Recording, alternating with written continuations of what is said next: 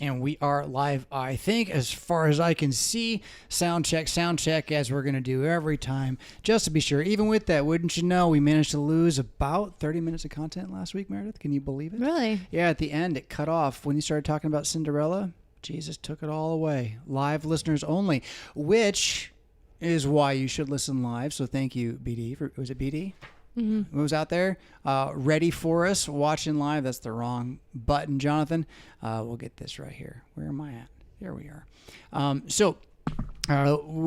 soon as you tell us, BD or other out there, that you can hear us and that I actually have the sound on, then there you go. Thanks, Jack. Or J-Zack. Thank you very much. We'll get this show going unless there's any other pre-show Fisk home. How about we do a bathroom update right now, right at the start? Let everyone know what got put into our wallet. That was pretty cool. A lot of work from our Hebron Collegium student in training who's getting like the ground up how to do a bathroom hand master class. Absolutely. And then they finished today. What was it? It's called a niche. A niche. Tell me about the niche and your vision for the niche, because I'm still not sure what I'm supposed to do for the sake of all. And Louis had mentioned that perhaps an offset color in the niche from the rest of the wall would be neat. And so I'm super curious for you just to like, honestly, I'm not going to take offense. Whatever you think. I like my white barnwood on the main wall, right? It's porcelain barnwood tile.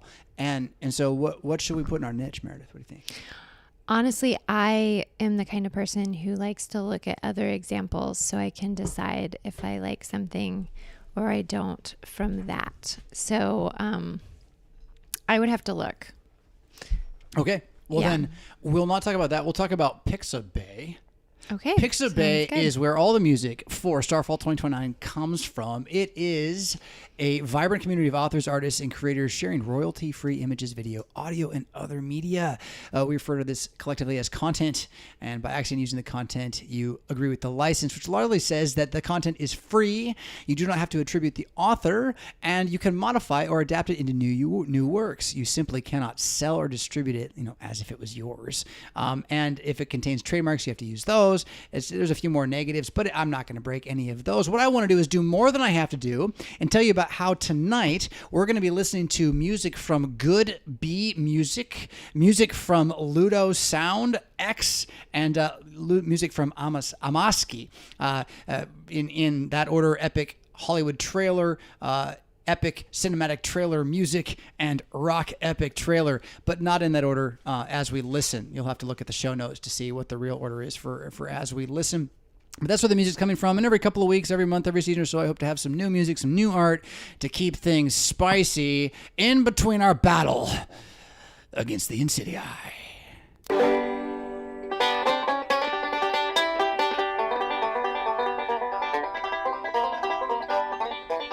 What you're about to witness is one of the most sinister-sounding intros to a trailer to one of the greatest epics ever produced in the history of television.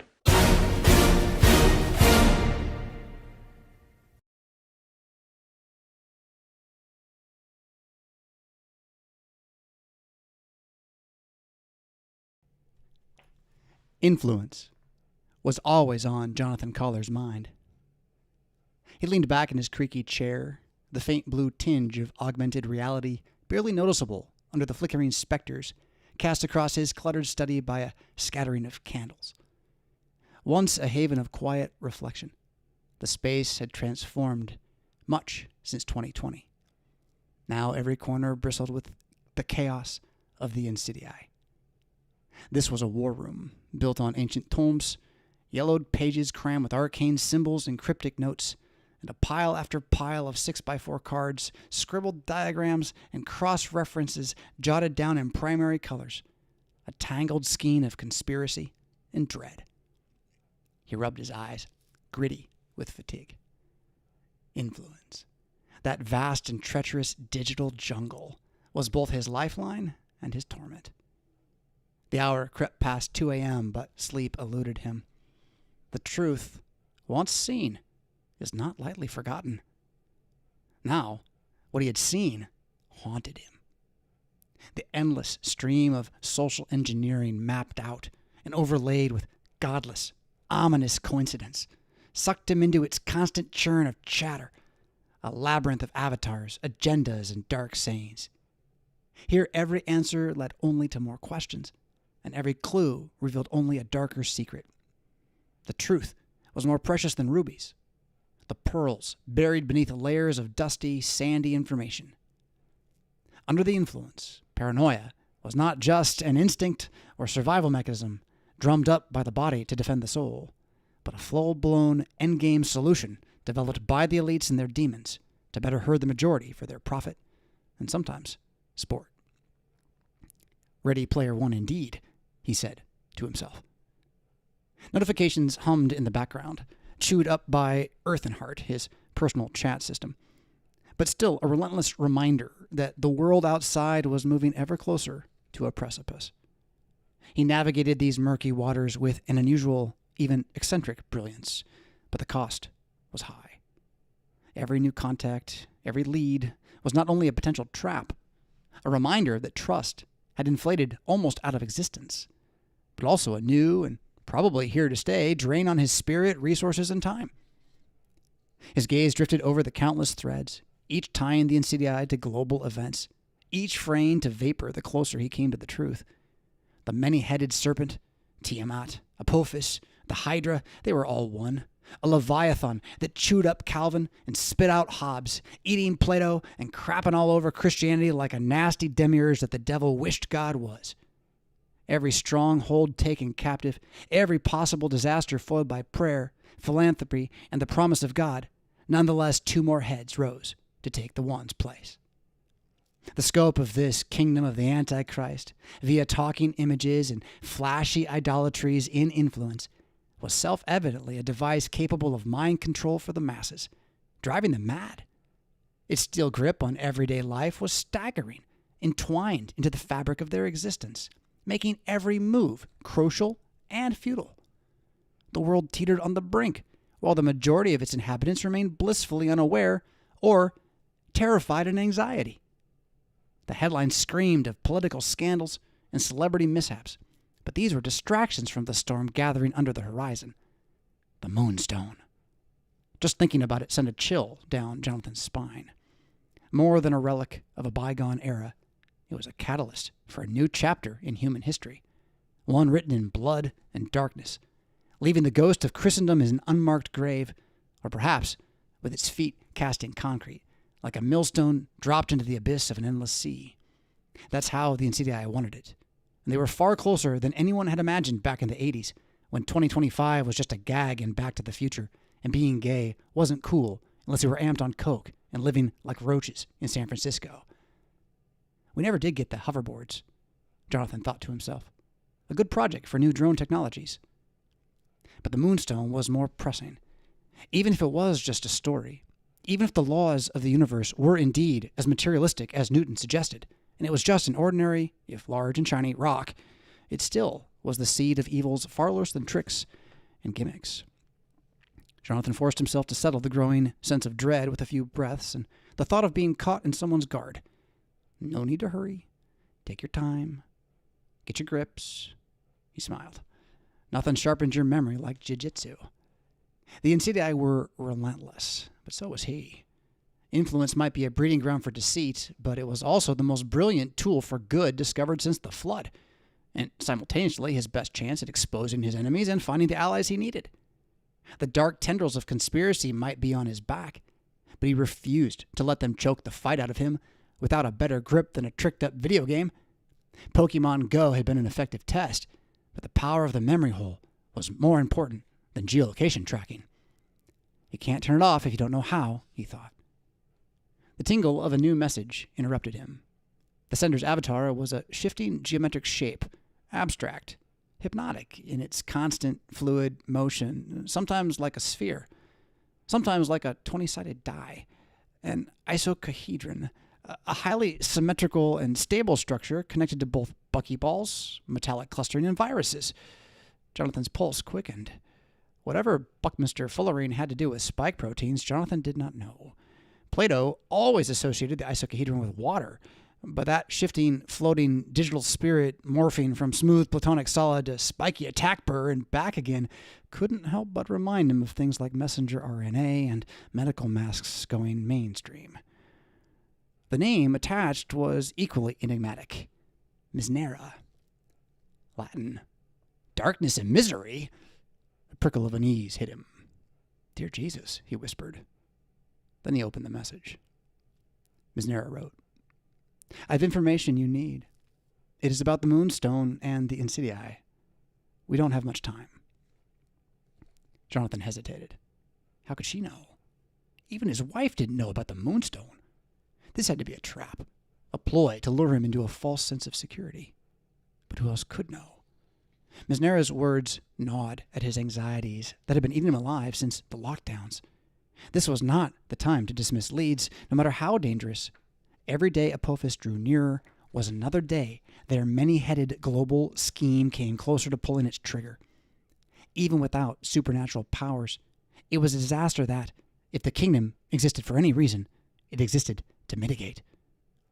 He who despised Torah praises the wicked, but he, as keeps the word, fights back. His fingers hovered over his thoughts as they danced in the air as stacks of windows, sifting methodically before him as he considered his next send. The influence overlay not only responded to the subtlest of gestures and voice commands, but tracked eye movement and facial expression. It was a source of much paranoia, and a massive minority of people still refused to adopt it, for all manner of reasons, from dispensational to karmic. But Jonathan had grown used to it, part of the day. Get comfortable being uncomfortable, he thought to himself. Don't let stories from far away paralyze you. Fear is only the mind killer if you don't have a god. He sent, You've got my attention. Trust is a premium commodity. Her reply came swiftly. Misnera was anticipating him. I figured you'd be cautious. I would be too. But can you afford to ignore me? They're moving fast. If you want to stop them, then we need each other. The kingdom ours remaineth. Jonathan's breath caught. The fog of doubt blew away in a beaming blast of hot truth. Was she toying with him? He leaned forward, his fingers tapping on his legs as his mind raced through possibilities. The dark room loomed on the edge. Trusting his instincts came hard. Years of dogged grit and refusal to quit taught him that discipline and muscle memory beat raw skill every time. To navigate these treacherous waters, false religion, conspiracy, betrayal, a stranger with a cryptic name and a shape-shifting avatar, well, she could do much worse than quoting Martin Luther. I'm listening, Jonathan sent. His words hung in the lonely room, but flew through the ether in green and white, a silent challenge, an acceptance of the arena's risk. The Insidiae were relentless. The Moonstone must be destroyed or exposed. Turning back for fear was not the way. Misnera sent. Fair enough. Let's start with the basics. The Moonstone isn't just an artifact. It's a weapon. Yes, but it's also more than that. It's tied to forces that the Insidiae have been manipulating for centuries. They're not just after raw power anymore. They're after cold control. Technocratic control. The kind that doesn't just reshape nations, but reality itself. It's a beatific vision from the pit of hell. A cold shiver ran down Jonathan's spine again. Her words echoed his darkest fears, the ones he didn't want to believe were true. This wasn't just about political power or global dominance. The Insidiae were playing a dangerous game, one that could unravel the fabric of reality. He sent, You're talking about the curse, aren't you? She replied, It's not just a curse. It's a contract, a binding agreement with forces older than humanity. But it seems they believe they've found a way around it. The stories say it destroys those who try to use it, but the fact is that whatever they use it for can only work according to Pareto's law. You know what that is, of course. Her text ended. Jonathan sent, The 80-20 rule. 80% of your results come from 20% of your load. That's good enough, she sent back. What the Moonstone does is invert its good results back on the sorcerer's descendants over 4 generations of time as evil. I don't know what makes them think that this time it'll be different. My guess is that whenever an old sorcerer finally does die, His progeny are so far removed from blessings that the wolves and dogs prowling for the scraps are blinded by their hatred, ignorant of their own religion's truths, and willing to serve themselves anything if it means fire for the rest. The weight of her words pressed down with gravity. A contract. A binding agreement with infernal spirits. The stuff of legend. And here it was, bleeding into biblical history. If what Ms. Nara said was true, the NCDI weren't just tampering with dark powers. They were already in a pact with the evil one. A deal that could doom them all. His mind churned with questions. Doubts and the gnawing fear that he was already in over his head left him feeling like the room was closing in, like the narrow window of his closet was trapping the air in a claustrophobic self-implosion. No, he would not stop now. He had to do this. He had to stand for something. For such a time as this, he sent. Why tell me all this? What do you gain from it? There was a pause before she replied, the delay amplifying his tension. I have reasons. Let's say that what they're planning doesn't align with my interests. If you succeed in stopping them, it'll be better for both of us. Frankly, that's all I'm comfortable sharing with you, Jonathan. I still don't trust you. He stared at that message, his mind racing. Ms. Nara was an enigma, a dark saying come alive. Everything about her was cloaked in shadow, down to that weird, spiky avatar that kept dancing like an atomic storm in his iris. But he had to admit, the information she was offering was valuable. Could he ignore it? The Moonstone was more than a relic. It was a gateway, a weapon, a curse. And he wasn't about to just sit on his thumbs and make memes about it. All right, I'm in. What's your next move? I don't move. I do what I do. They're not watching me yet. But Jonathan, they are watching you. His heart skipped a bona fide beat at that one. The shock at his temples made him want to run, to act, to flee. The Insidiae had always been an abstract threat, a shadowy force lurking in the background. But if their eyes were fixed on him... It's not a race, he thought to himself. Slow is smooth. He sent, Ms. Nara, I have no reason to trust you. What exactly are we dealing with? Why do you know this? Her response came almost instantly, again as if she had been waiting, anticipating his need for more. But Jonathan knew the power of iterative AI. These days, having a digits clone capable of working for you wasn't far from the truth when those had the money and time to develop their chatbots. Ms. Nara sent, the Moonstone is more than just an artifact. It's a relic from a time when the world was very different. Its history is long and bloody, marked by betrayal and power struggles that have shaped the course of civilizations. It was originally set in the forehead of a deity, a god of the moon, worshipped in India. The legend says it grew and lessened in luster with the waxing and waning of the moon, which is how it got its name. Jonathan felt a strange pull as he read those words, the story resonating. The lost piece of a puzzle seemed to be sliding into place. He knew this tale, or at least parts of it, but the whole moment now was more like an old dream, lingering just out of reach before being fully remembered. Ms. Nara sent more. The Moonstone's journey is a trail of greed and betrayal. It was stolen by the conqueror Mahmud of Ghizni when he sacked the city of Sonnath. The temple where it was kept was said to be one of the wonders of the world, inlaid with precious stones under a roof supported by pillars of gold. The priests who guarded it believed it to be a divine object, and when it was taken, they followed it, waiting for the day they could reclaim it. There is even a novel about its curse written in merry old England.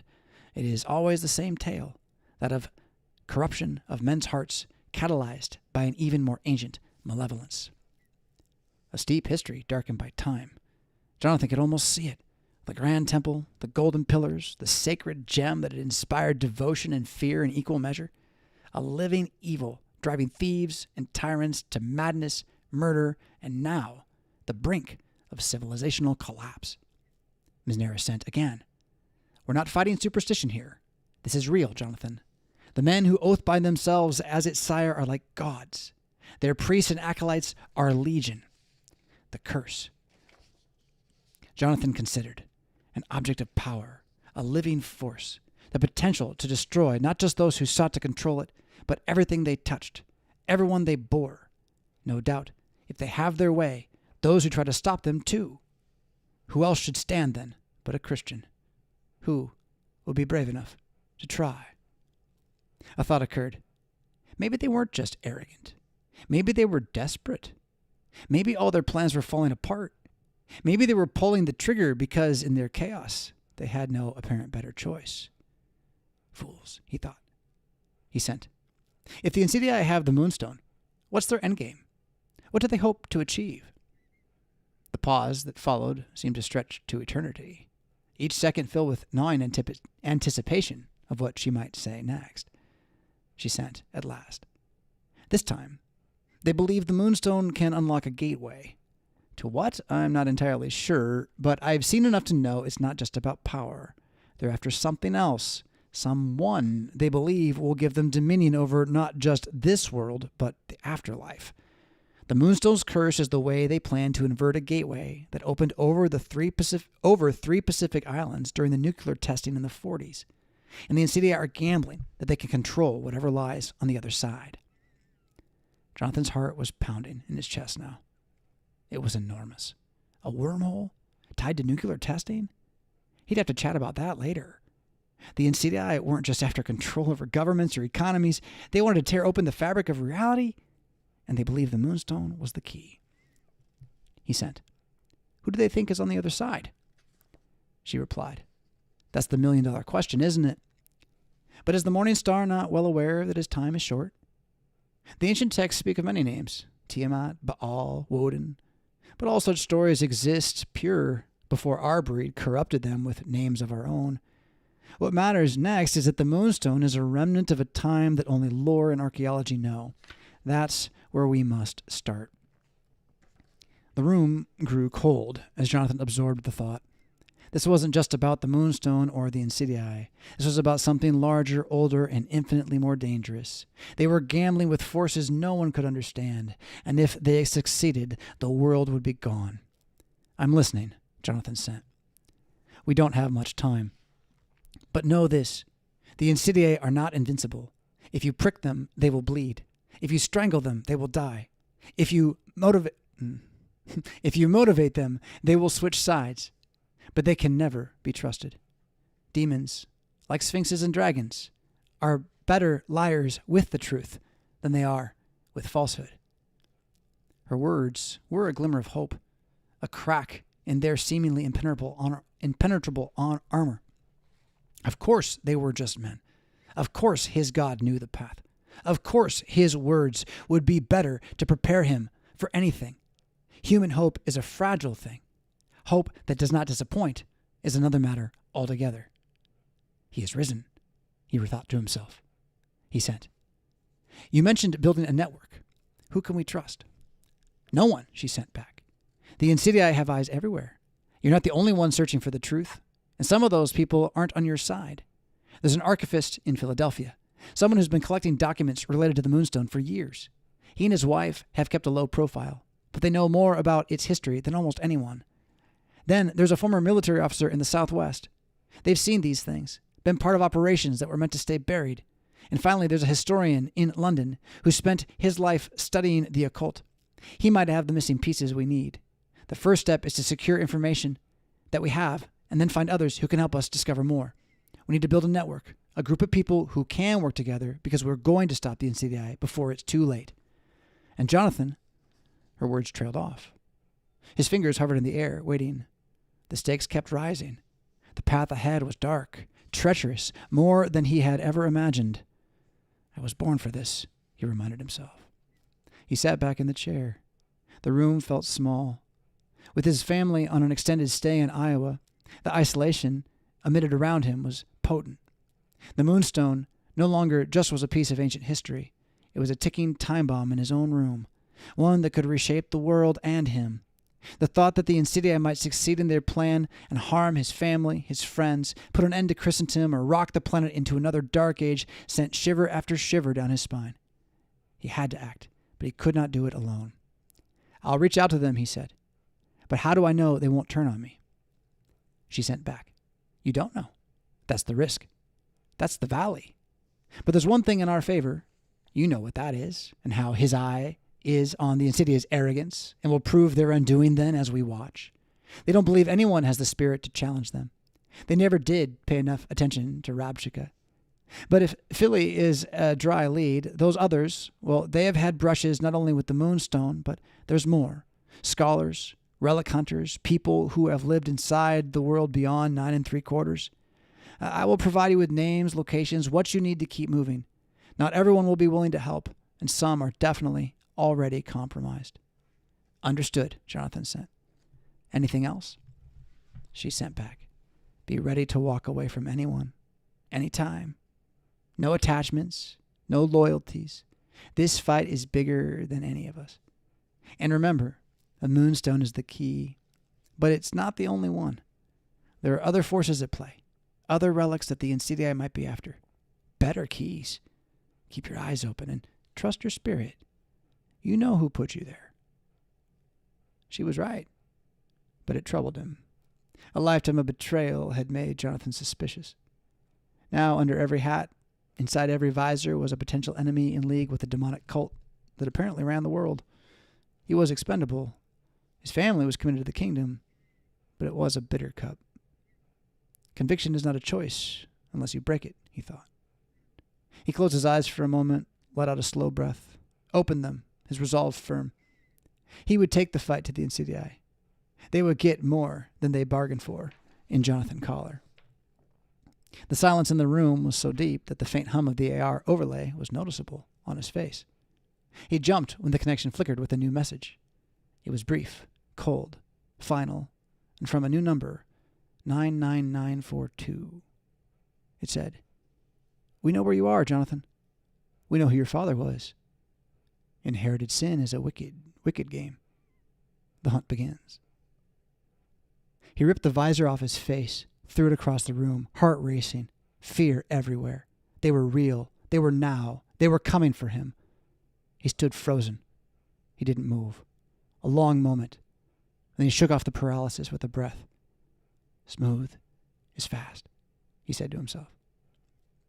He put the influence back on, his hands gesticulating fluidly, triggering security protocols with simple gestures and commands, systems shutting down, encryptions locking into place, all within seconds.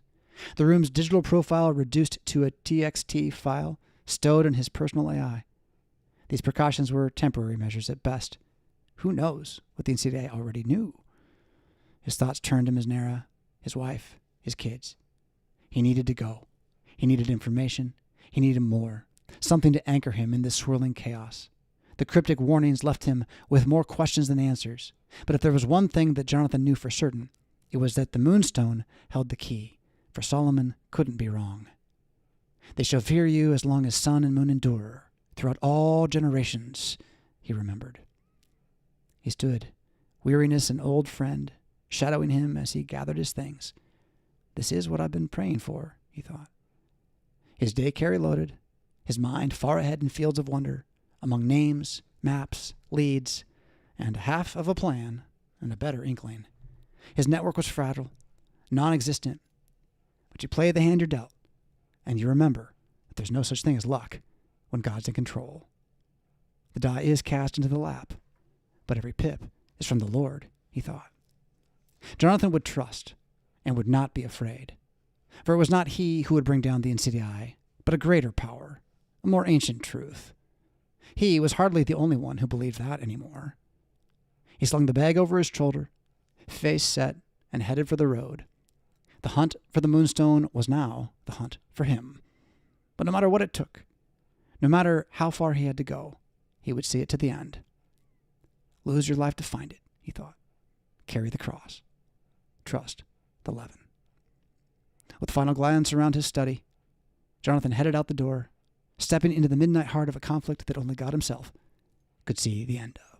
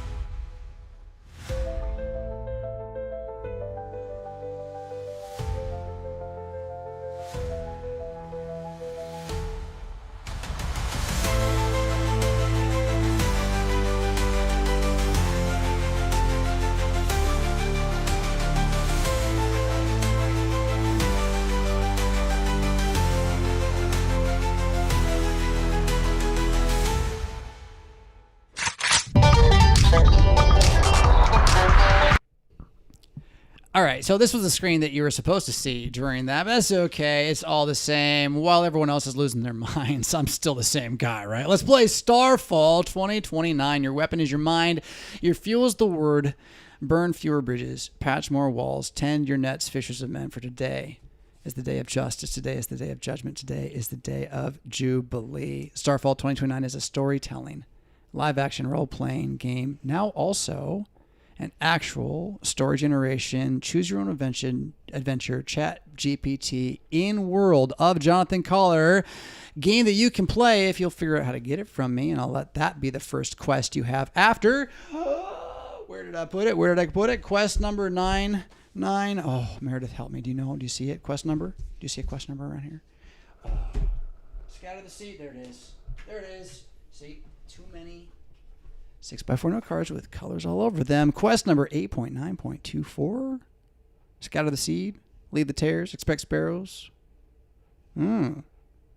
Trust 11. Buy the field. Seek pearls. Remember the net. Yeah?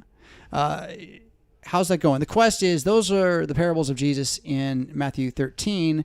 They are great metaphors. They are great hooks for conversation. They can be used to mean a lot of different things in different conversations, but because they mean what Jesus said, ultimately you can always use them in other conversations to get to conversations about Jesus. And the quest is to just start by realizing how valuable the red letters are, which of course, if you're a Sons of Solomon, you already know that.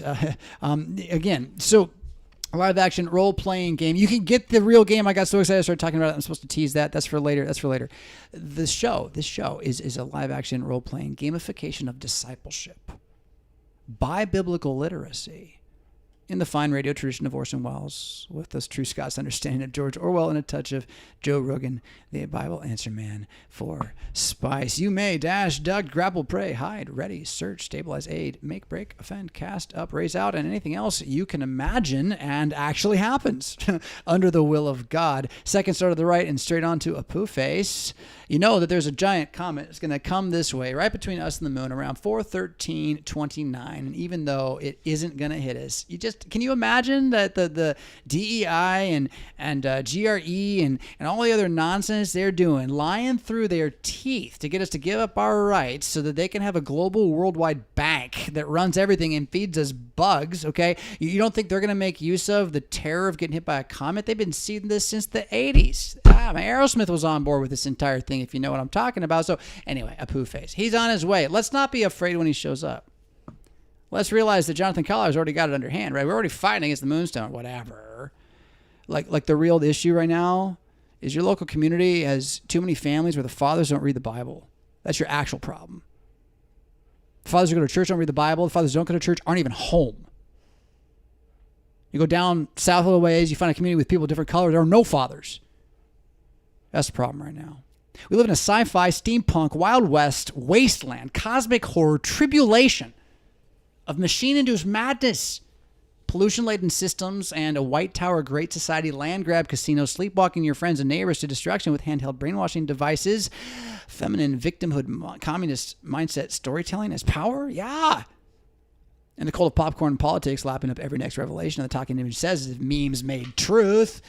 I'm your host, Jonathan McAdam Fisk, Magistri Divinitatis, and on the docket tonight we've got a number of things. Of course, Stop the White News with Meredith always coming your way. If you got questions about parenting, family, Christianity, the world, jiu-jitsu, whatever, send that our way, madpxm.com/contact, and while you're there, sign up for Mad Christian Mondays. It's news filtering for Christians, by Christians, in a way to unify your conversation about the external world, those who are not Christians, with those who are Christians, because you all know you're getting the same news rather than whatever they decided not to tell you or tell you on that other show, on that other station last time.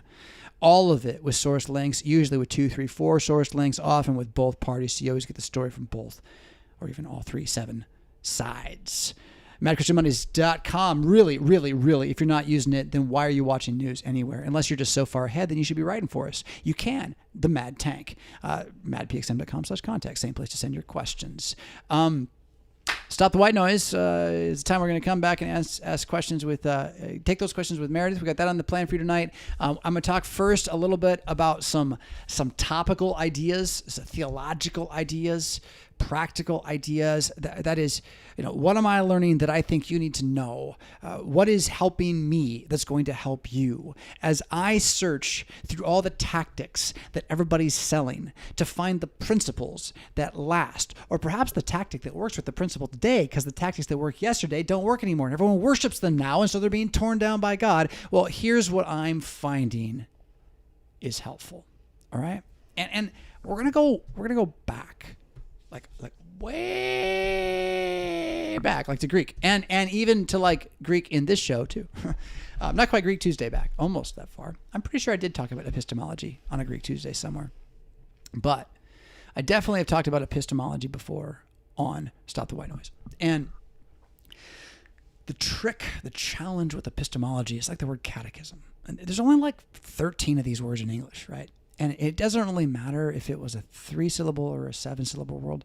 All you got to do is say the word, though, and everyone in the room just stops listening, right? So, I mean, you could have been talking about Taylor Swift and you said catechism and no one's listening anymore. This is over, right? Or again, epistemology is like worse than catechism. Like catechism, some sort of like thing we all remember as painful. Epistemology just sounds worth like that's what the dentist says you have that you got to deal with is you got too much epistemology or something, right? So but the thing is, if you don't know how to talk about what you understand and how to distinguish what you understand from what you know, you're going to find yourself being led by the nose by people who both know and understand a whole lot more than you. And they'll switcheroo on you left and right, and they'll play fast, particularly with the names, with the words themselves. They come and they speak your words. They just mean different things. And then you shake hands and you find out they were, well, I thought we were friends. Why'd you lie? I didn't lie to you. You didn't read the fine print, you see. So again, this comes back to, how do you know what you know is true? Because if you don't know that what you know is true, you're not going to be able to argue very effectively for anything. You're always going to be caught off guard. You're always going to be asked a question like, well, I don't know. I never thought about that. All I do is watch TV, Bill and Ted and stuff. And so you have to have a substance. And if anyone who wants to do this then, any man who's like, oh, you know what? I should stop being a stupid poop and read some old stuff by people smart, and then I will not have trouble with screwdrivers the same way anymore. I will do a better job. Right? Like, so the guy who does that, he ends up with, you got a couple options, right? You become like a Roman Catholic like slave. You just go to Rome and just slovenly slave the Pope because they tell you what to think. You can do the same thing, with a rock in the middle of Arabia through a variety of mosques. So there's places people go to be told what to think. Okay, and if you don't end up in those places, those religions that are inside of America that are basically come here and we'll be your God for you. If you don't live there and you're not reading your Bible, really, really a lot. Actually, even if you're reading it a lot, if you're just reading it straight through like a chapter a day, I bet you still go to Plato for your epistemology. You can't help it. Why? Because everybody does it. It's how we operate as a community. It's how we operate as a nation. It's how we talk. It's how English works. We have accepted Plato, which means we've accepted Aristotle. And someone else is like, but they're enemies. They fought against each other. I'm like, yes, you fool. And everyone's been arguing on the two sides ever since because they're one of the same thing. They're Socrates in completion. And frankly, they're both the back end of Solomon. They're not even all of Solomon. So that's my point that I want to get at, is that if your way of understanding what you understand is built on how Plato, the Greek pagan, taught people to think about the city in the republic of land slave-owning rich men, well, then why would you ever think you make any sense or you're making good decisions or that you're righteous or that this is the land of the free or any of those kinds of things, right? It's just sort of nonsensical. And if you really don't know who these guys are, then again, you don't know who they are, but they're as simple as this. Plato is the ideal. So everybody who's trying to be a cat or some other type of body right now, they're like Plato in religious fullness. They're like, you can't call me not a puppy dog because I say so, and I have 3, identities and 17 values and whatever, clown world. Because they're in Platonic, like their body doesn't matter. They are purely living in ideas. Okay, and they want the world to submit to their ideas. Aristotle's the other way around. Aristotle's your rank atheist who's like, the only thing that exists are material atoms, and no one has a thought but the electricity that happens to accidentally run through their heads, right? And that's like Aristotle on his far end of like, the only thing that's real is what we can see, and nothing exists. There are no ideas. There's only what's real, right? And everyone who like hears this argument the first time, they don't like Aristotle and they like Plato because he sounds nice. But anybody who studies Plato for like 2 generations in a civilization realizes, holy crap, it all burns to hell. And so they go Aristotelian. And they're like, we can't let the walls fall down. We should build a wall. Like that's Aristotelian kind of talk, actually, if you think about it. And so they all go hard Aristotelian, but Aristotelian then becomes incredibly legalistic, right? And very violent because, well, the world's filled with evil. And so I'm suggesting Christians who are listening to me, I mean, there's not that many of you really. There's not that many of you, okay? It's just a few of us. But hey, let's just start small and believe that the seed, when it's scattered, will get big. I'm suggesting we intentionally, structurally, disciplinarily, like you disciple yourself, you write some stuff down, you reject the epistemology of Plato, you reject the epistemology of Socrates, you replace it with the epistemology of Solomon because it is the epistemology of Jesus. Jesus preached the parables about everything. Solomon wrote the Proverbs about how to think straight. Jesus wrote the Proverbs about how to think straight. He didn't write Matthew about how to think straight. He wrote Matthew about how he's the king of the world, okay? He wrote Proverbs about how to think straight. So start thinking straight with some good epistemology from, well, not Plato, but from Proverbs. Now, let me tie this together now a little bit here for you. Epistemology. It means... There's a couple words there, epi, histemi, and logos. Let's focus on logos because the other word I want you to learn tonight, which is ontology, also has logos at the end of it, right? Epistemology, ontology, biology, ecology, right? All the schools. They're all logoses. And logos is the word who became flesh and dwelt among us, right? Ha logos, ha theos. And it is also in Platonic thought, like a primary or the primary factor of reason. So the logos is reason as well. Right? It's order. It's 1 + 1 = 2 is logos. Right? There's no imaginary color green that's also purple in the world of logos. You can't. It only functions accurately as an idea. That's the idea, at least. So now, so you have word or idea or function logos about histemi, and this is the word to stand. To stand. And then epi is a word that means to be under. So epistemology is to stand under words. Literally. To stand under words. What words do you stand under? Right? And then this can't stand alone. It's not good enough by itself. You need 3 or more. But start with 1, 2, 3. Okay. So 1 is epistemology. 2 is ontology, which really does come first in its existence, but it's better to understand it second, because ontology is words, logos, and ontos is names. The study of naming, or of how you know what you know. So you have the study of why you know what you know, epistemology, the study of how you know what you know, which is ontology, or the study of naming things and the study of understanding things. Or in Proverbs 1:2, language, knowledge, and wisdom. I love it. So that ontology is knowledge and epistemology is wisdom, which ought to open up the question, what's discipline, right? And I think that is where Aristotle really hits it a little bit. He's the discipline.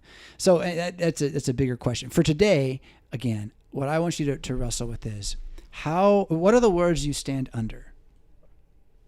And what are the names you know?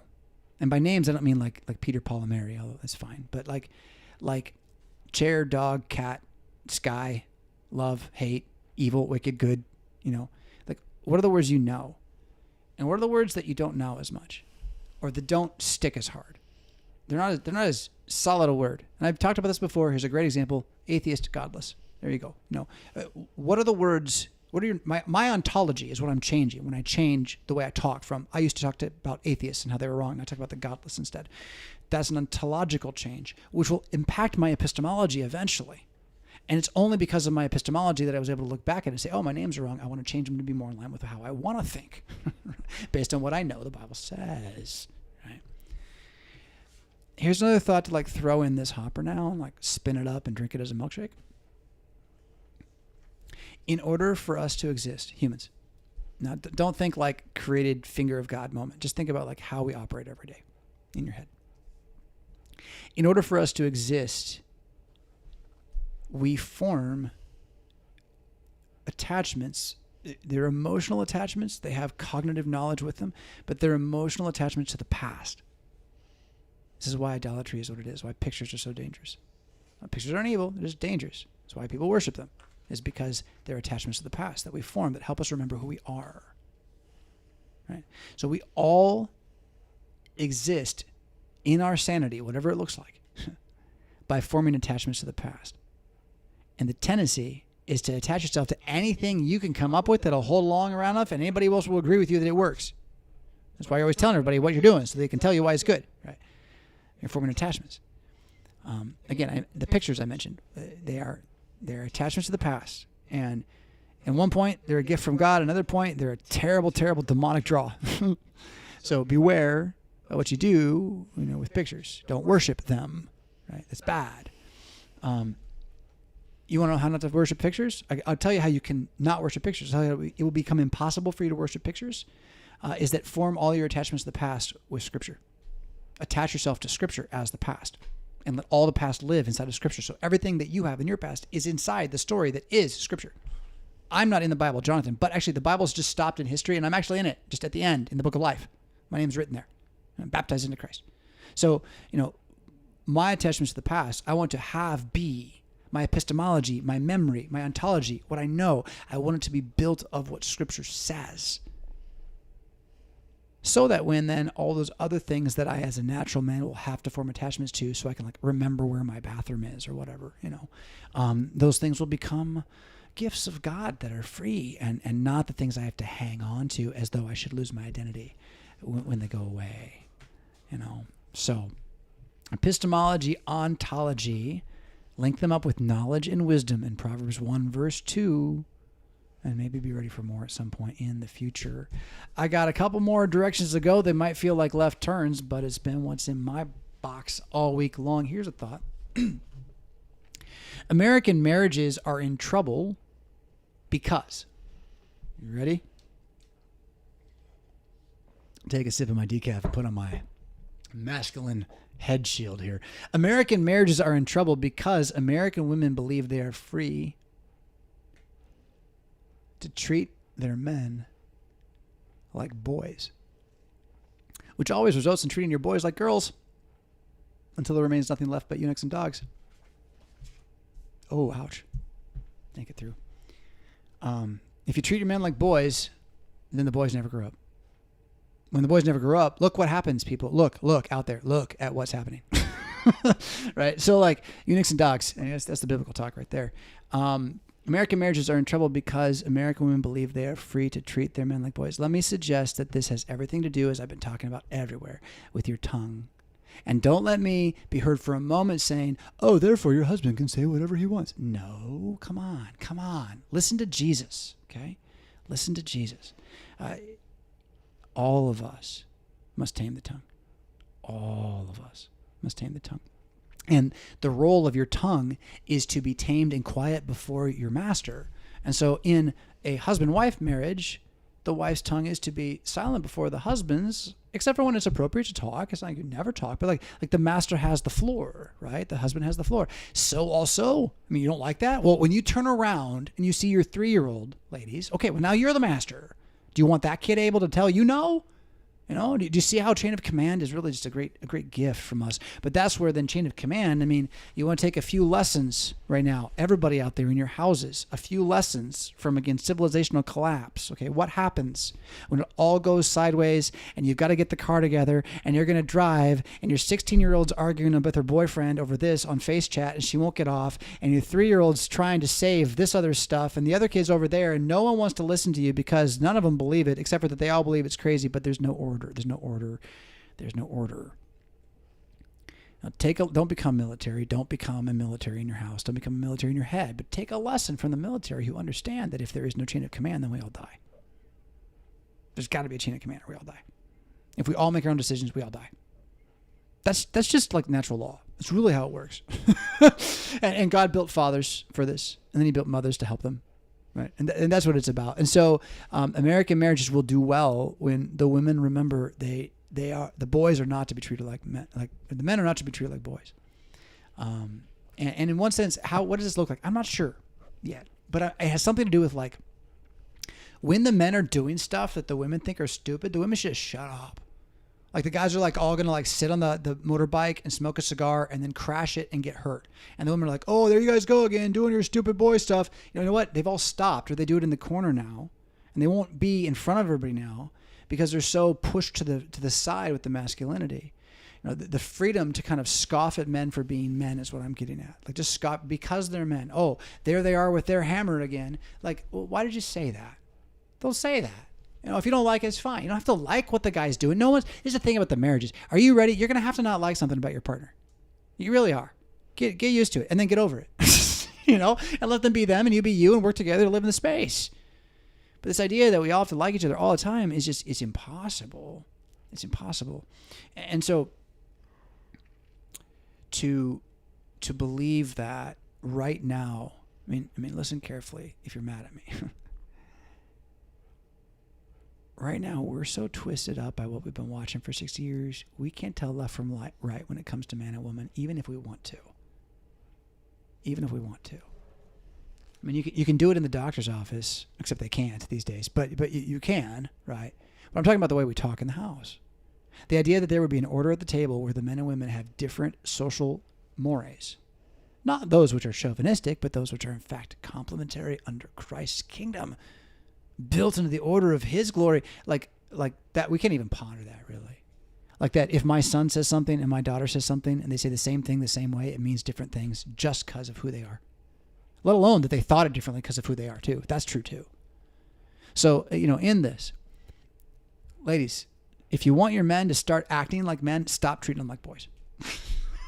Because you treat them like boys, you give them permission. Don't do their laundry, that's for sure. That's treating your man like a boy. Watch my own tongue. I really appreciate the help I get with laundry in my house so much. This is really good. This thing that's next. This is from I don't watch or listen to podcasts, but somehow I got 8 minutes of a 10-minute somebody whose name is Joey Clark, and he's on the radio. He's got a voice kind of like this. He's on the radio somewhere far away, and he's young and has a very big beard, and he'll talk kind of slow, but then he'll say really smart things. It's pretty good. It's pretty good Joey Clark, I think. For like an 8-minute show of him. He was talking about the sport of propaganda. And he laid out 7 bullet points of how not to be deceived by people hyping up news and noise to distract you from what's really going on. Hey, StarFall 2029, anybody? Hey, is that what we're doing? That's what we're about, is learning this very thing, okay? So I was very blessed to find some guy who's out there in public Republicanish radio, I don't know, talk radio, young guy trying hard, and at least he's gonna call it out for what it is. He wasn't just pitching, right, left, vote the line and everything's gonna be great. He was saying, hey, people on the ground, look, no one's looking out for you. Start paying attention. The sport of propaganda and the seductive fact of you can't unsee it once you have seen it. Let's see here. Henry Hazlitt is the one who coined a phrase, what is seen and what is not seen. That see what is not seen is what is most important in the news cycle, right? So the idea here is that whatever the news is showing you, is that kind of the most important thing. It is, just as number one. Whatever the news is showing you, that's not the thing that's important right now. What if they're like, now this, breaking news. Okay, that's totally not what's important right now. Whatever's important, they don't have it on news yet, for sure. And they're not going to put it on the news. they're going to hide it from you. Why would they tell you what's going on in Ghislaine Maxwell's trial, right? Or they don't tell you that, right? So by what you see and what you don't see, start to ask about what you don't see. Start to ask those questions, and then start to know this. Like the phrase, in fact, Henry Hazlitt, if I recall, is what is seen and what is not seen, is connected to kind of chess as a strategy, right? So that anyone who wants to say to you, oh, your idea that the people with money, power, and landed investments and bank statements that, will never go dry, that they would plan things together over, 100 years and try to do something. That's a conspiracy theory. No one's that good. Like anyone who would just kind of say that, what you have to recognize is, okay, that's fine. That's fine, right? Humans are incompetent, and there's all sorts of reasons why like a worldwide conspiracy theory is, I think, also unlikely. Okay. If you play chess, which I don't, or I know people who do, and I know why they beat me. It's because when I play chess, I play one move at a time. And if you play chess and you want to win, you need to be able to play like 7 moves ahead. And then as soon as they make a move, you're playing another 7 moves ahead on a kind of a different game, depending on what's going on. Fractal, fractal, fractal. Right? So, okay, there's people in the world who are playing 7 moves ahead against computers and stuff and beating them. Right? And you don't think there's people out there that are going to like do that with their bank account to take your land when you're an ant to them? Really? 7 moves. Okay. So that's just it. See what's unseen. Start looking for what they're not showing you. H.L. Mencken in 1940, another quote from Joey Clark's show, politics rises above principle. Okay. This is this H.L. Mencken book is one about how to be a politician, how to be a successful politician, how to succeed in politics. And this is a quote: politics rises above principle. That's to say that once you go to the city, to work in the city, in order to get work in the city done, you're going to have to compromise with somebody. It's going to happen. It's going to happen. You can say it won't, but everyone finds out it does. This is where if you're not prepared to make compromises so you'll know what you'll compromise and what you will never compromise, you're going to compromise too much.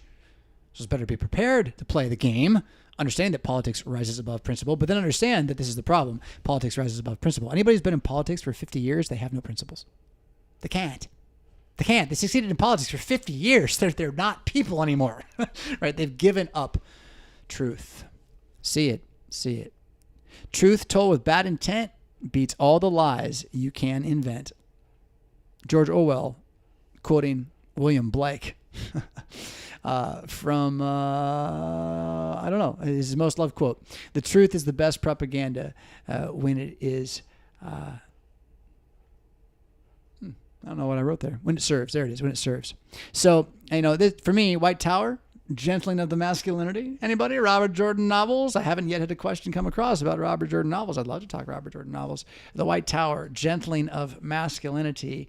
The side-eye in this epic, ongoing, and kind of boring in the middle series are this powerful women who have this power called the power that they can use, and men aren't supposed to use the power because men who use the power go insane because the power got corrupted by men and women working together a long time ago. Sound familiar?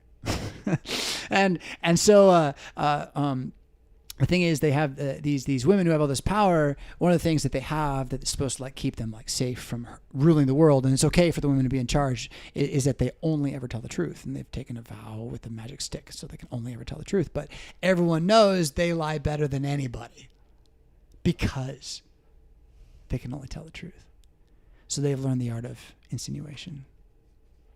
Beware of what they say might be, could be, when they're selling you stories and news. Insinuation. 95% truth and a little bit of lies. How it works. It's how it works. Number 4 from Jonathan Haidt. The political opinions of the average man are rarely his own creation. Yeah, and understand this. I mean, do you think you came up with your own thoughts? Did you? All by yourself, huh? Just sitting in a corner. You start talking stuff, right? Yeah. No. Everything you do is pooping back out what was put in.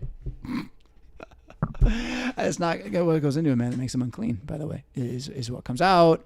And so it's not that you can't hear the bad word and not repeat the bad word. And I'm not talking poo-poo potty again. I'm talking evil. It's not that you can't hear it and repeat it. It's that the more that it is all that you hear, the more it will drown out any other words you ever know. And if you are a Christian, when you die in that despair, you will be a Christian dying in despair, and you'll rejoice afterwards. But it will have sucked up to that point, and it doesn't have to. The good news of Jesus Christ includes the fact that you may die in confidence, right? And so, to know then that your mind is driven by what goes into it. And so the common average man's mind, not his own, because what goes into it, he doesn't have any control over it. He's just watching whatever is given. You don't have to be that. You don't have to be that. Public opinion is a means of shaping, not reporting. That's pretty important to know. When you ever see polls, pollsters, or anybody says, experts say, none of that is reporting. None of that is telling you what is. All of that is bending some of what is to tell you what they want you to think it is so that you'll assume it's that way so they can make it be that way. Sport of propaganda, baby. Number 6. This is all from Joey Clark. It's pretty good stuff, right? Your vote is not your voice. Oh, this was good. It's good. Your vote is your voice is a way they've been campaigning to get you to sign up to vote with the people who sign up to vote that don't live here or something since MTV. And wow. Okay. Anyway, your vote is not your voice. The idea that if you don't vote, you're not using your voice. Like, I don't care what state you live in, you're not turning the presidential race with your vote, and your vote absolutely doesn't matter, and your voting block vote absolutely doesn't matter. And you know what? I really think we should get out the vote and all that. I'm really a fan of those who are working for the Republican Party to try to have like voting integrity. I'm for all of this. But this idea that my vote once every 4 years for a man or a woman who I didn't pick to be there, who is clearly, usually, this year this might be different, but usually not the best option. Not the best option at all. To think that somehow this is my identity in any way, shape, or form. At best, it's kind of like my duty, but come on, I pay taxes. Leave me alone. Right? Shouldn't that be enough? Oh, wait. See, that's not how it works. But that's why they tell you your vote is your voice. Because, they want you to believe that you are under their tyranny. Number 7, the tyrant in you is the tyrant in me. Forgot who we quoted that one from, but that's pretty good. The idea is that each of us has the tyrant inside, and with enough power, we're going to make great errors, and we all have pride that pushes us in the wrong directions. And so, again, see what's not seen. The tyrant in you is the tyrant in me kind of leads us into a little bit here. This is from a book called Power by Robert Greene.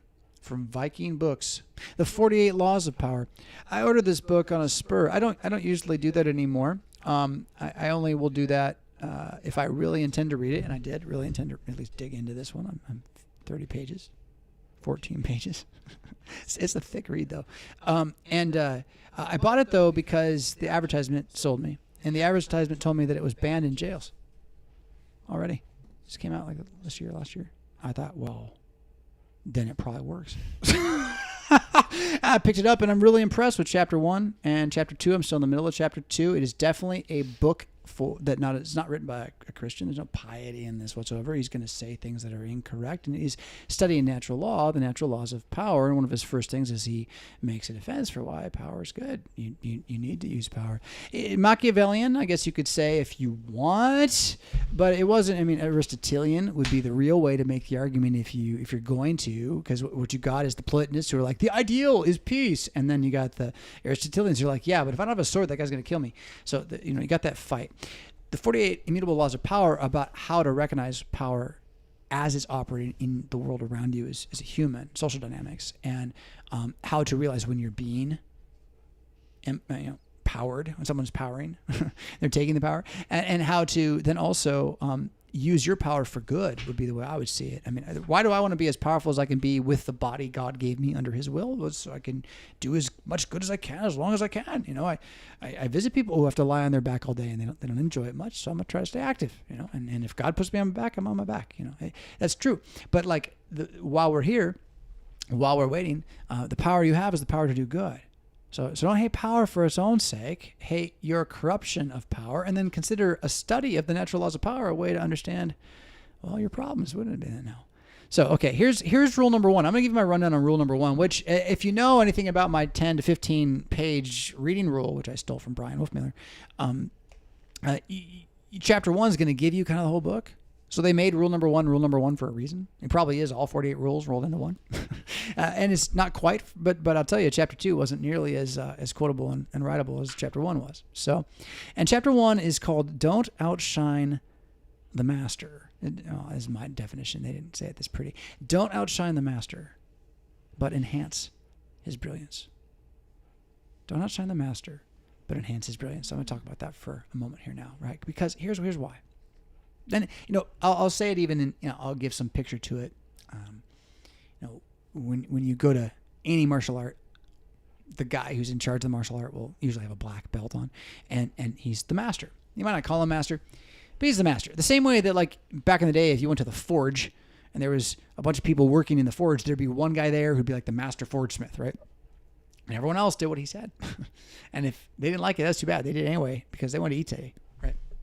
So the idea of master and servant isn't always about slavery, but it is about survival. It is about who's in charge. It is about pecking order.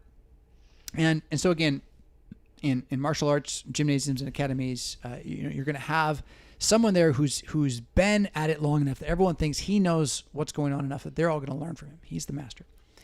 And you would think that doing good in front of your master would be good. You would think that. Did I tell this story already once? There's a story at the start of the chapter about a well-known politician and banker in France under Louis XIV who put on a grand party, big house, made a yard like no one had ever seen before with a garden in it, huge maze and extravagant meals, courses, and all this stuff. And he invited the king, Louis XIV, and it was in the king's honor and all this stuff. And the next day he was arrested for treason and exiled. And then within the year, the king had replicated everything in his house, on his house, and bigger. So what he did was he went in front of the master and like danced that he was stronger than the master without realizing it. And it threatened the master. The master used his power to take him out. Now, even a good master, even someone who's not really a, Louis XIV, okay, which, who is he? But you should know, but I don't know personally. Even somebody who is like the best, closest master you got, that woman is human. Because of that, your talent, whatever it is, just get this, humanity, your talent is a threat to them. Your ability to be better than them, especially men, but true both ways. Your ability to be a threat to them creates fear and uncertainty. Right? So black belt's there and blue belt suddenly does something good. Black belt gets nervous. Why? Because black belt has to defend the black belt. Oh, fear and uncertainty. And that's just natural. It's in us all. No one's like, I'm going to think about fear and uncertainty so I can be threatened by this talent over here. No one thinks that. In fact, it really shows us how stupid we are by instinct. By instinct, the master automatically is kind of like challenged by his best rather than like loves them naturally, right? We're upside down here. This inadvertent insecurity is insecurity, even though it's inadvertent. If you're a threat, you're a threat. So strong men then in history have shown themselves, like Louis XIV, showed themselves to be fools who tend to fear their allies and punish their talent. Like, why send the guy into exile rather than just, hey, now do my house bigger, but I'm going to have you do it because you already know all this stuff. You made all the mistakes once, right? You know what to do next. But instead, Louis XIV, generally strong men, only care about glory. They don't care about future. They don't care about others' glory. They care about their glory. So talent is bound to, if you have talent, you're at a job. Your boss is over you. Your boss doesn't have talent. Talent is bound to stir up envy. This petty feeling, you will do well to know, is therefore from a lesser mind.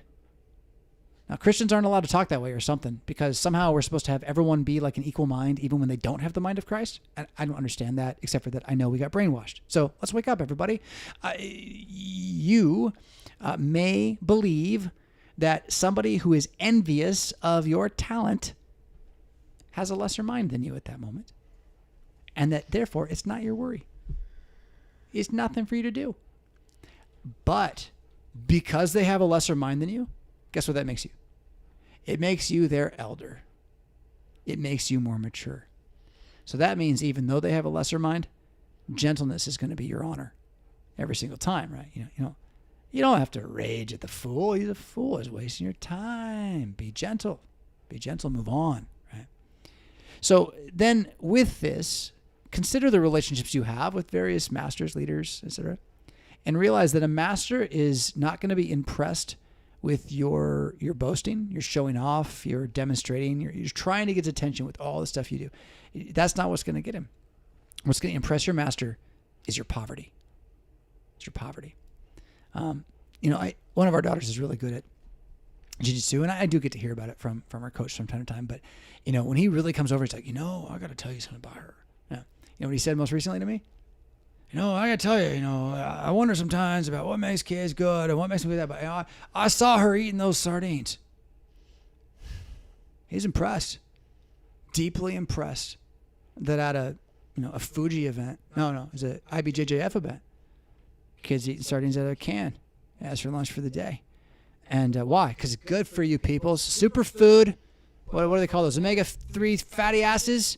None of that garbage seed oil. What do they make the little bubble that you have to eat it out of the vegetable glycerin ball filled with a rancid fish oil that wasn't really from cod in the first place? Like, just eat some sardines. They're so good for you. I said to Meredith yesterday, a double can of sardine day is a good day for me. And I don't mean that because I like the sardines. Please, please, please don't think for a second I like these things. Every one of you is like, oh, I don't like them. I'm like, you know what? Shut up. I do it every day. And so, 2 fish a day. You know what that means? It means I got up early and my stomach rumbled. The moment I got up, my stomach rumbled. So I ate fish right away because why not? Why not? And if it's a jiu-jitsu day, if I eat before jiu-jitsu, I get a terrible stomach ache. But if I eat up fish right away, first thing, it's okay. Right? And so that would mean that a 2 fish can day means I got up early, I ate fish, and then later in the day I was so hungry and there wasn't any other food, and I ate another can of fish. And I felt great. And so I had all sorts of fatty acids and all sorts of really good proteins in my body. I was super excited about it. And what is this? This is me saying how over time, even what you don't hate can become something that you're willing to do. And even then, when you know it's good for you, it'll become something that gives you joy. Even if you still don't like it that much. I really don't like it that much at all. It's like powder on my tongue with fish flavor. And I put soy sauce on it. And that's sort of like salt, and then it's over. And then I move on. And I'm satisfied. And I have energy for hours. So anyhow, your master is going to be impressed with your poverty, not your luxury. And therefore, it is not weakness to mute your strengths. That's a tough one to learn, I think. A lot of young men say, my strength, my strength, my strength, right? It's actually strong to mute your strength so you don't defend the master who you are better than, who is a lesser person than you, but who you have the honor of gently caring for, right? Until it's your turn to be the master. Because as the chapter ends, every master gets old and leaves, and then the young one's there. Right? If you weren't killed by the master for threatening him, So all superiority is odious. All superiority is odious. It never smells good to anybody. And since the master's star will dim someday, don't be afraid to take your time. Wait. Learn how to mute your strength and grow it in his shadow. And then you'll be stronger when the sun shines on you. Quick thoughts from chapter 2. I haven't really returned this, so I don't know if I'll be able to make a lot of sense of this. But the chapter is about learning to trust your enemies and learning to make better use of your friends. Now, in the context of the chapter, you might hear that as use your friends as though use them up, but it doesn't mean use them up. It means understand them for allies, treat them like allies. Don't treat them like sources of trust. Don't treat them like people you can employ, because they won't do that very well at all, usually. So you have more to lose from bad company than from good opponents. That's the best line out of the whole thing. You have more to lose from bad company than from good opponents. Friends who are stupid and ignorant are worse for you than an enemy who is talented and skillful, who compels you to be at your best all the time. I mean, that's just obvious, really. Friends also, unfortunately, know just where to strike. They have been close enough to you that if they've got to weasel their way out, they can. The phrase water does not flow uphill is part of that thought. I'm going to say, though, if you know the odds, you should break the pattern. And then see this, a convert from an enemy to a friend is a whole different thing. Right? Someone who was your bitter enemy, who now is your friend, very unlikely that ends because you've come through something together. But an old friend, like one from grade school or one from high school, and this is a quote from one of the quotables in the book. Lots of good quotables in the book. The quote is, "An old friend, who is he now?" Which is underlying the point that if you haven't known someone for 20 years, then you don't know them. Maybe you can pick up right where you left off, but until you do, you actually don't know them. And so if they show up at your door and like, I need to borrow 30,000 grand on my friendship and our handshake and we trust each other, like whatever they come and they're like, trust me. No, for what? Or, will you do this for me? We used to be friends, right? Calling up old favors, right? The idea of an old friend, who's he now, is not don't do it. You're going to serve whoever you should serve. But I don't want you to just be taken advantage of by guilt trips from people who call themselves your friends. That's what I don't want. Yeah. Friends tend to expect favors, or those who call themselves friends tend to expect favors. Whereas he who is forgiven much loves much. Quote from Jesus in there. And also my own thought here, it's impossible to be kind to thorns. So, your enemies are kind of like, the book talks about like making use of your enemies too. Like, don't try to like be kind to your enemies. Fight them well and grow strong. And then if you find out that you have thorny friends, realize that your friends are your enemies, kind of by nature, because your friends are going to be the ones who know where to strike. So there's overlap between the two, and I'm not claiming that this is the Bible. It's not nearly as valuable as the Bible, but it is what I've been kind of digging on and wanting to share. And I think that brings us to a wrap. So we're going to do a little bit more music, and we'll be back with Stop the White Noise questions for me and Meredith in just a moment. Here's some music by Amaksi.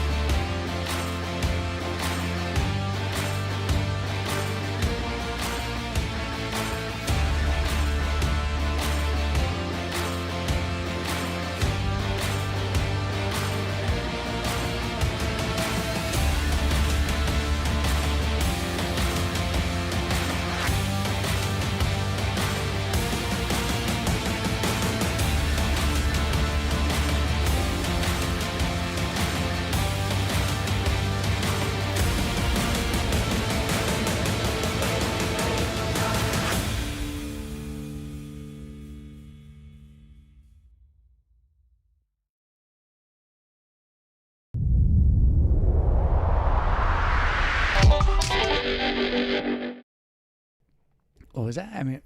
We're back. I'm trying to capture up something about projects. Can you say, what was the last thing you said? Yeah, I think there was conversation between you and Frisbee about projects. Okay, cool. Stop the White Noise with Jonathan Meredith. I'm Jonathan. And I'm Meredith. And we don't have any questions this week. So we're going to talk about family life in the Fiscos for a little bit. Yeah. So you mentioned that we have a bathroom renovation going on, and that's a little bit of an upheaval in the home. It has been, definitely. But it's coming along really well. It looks beautiful. The workmen are doing incredible work. Yeah, absolutely. But yeah, it's different to have something happening in your home where you go to have a certain routine or a certain pattern, and then suddenly there's a new pattern, and it can kind of throw you for a loop, especially if you're a pattern-oriented human. And so yeah, that's been happening in our home recently. But I had kind of a funny experience yesterday. We have a 2004 Toyota Sienna who has faithfully ferried us hither and yon all summer. We've gone to the rodeo and to the fair and to the apple orchard several times. She has no air conditioning, however, so her windows are open regularly. And that means that the dashboard got a little bit dusty. The windows have collected a lot of dust on the inside and the outside. And so I had a few minutes yesterday after dropping kids off at jiu-jitsu and getting ready to pick them up. So I was like, I'll take her through the car wash. This will be great.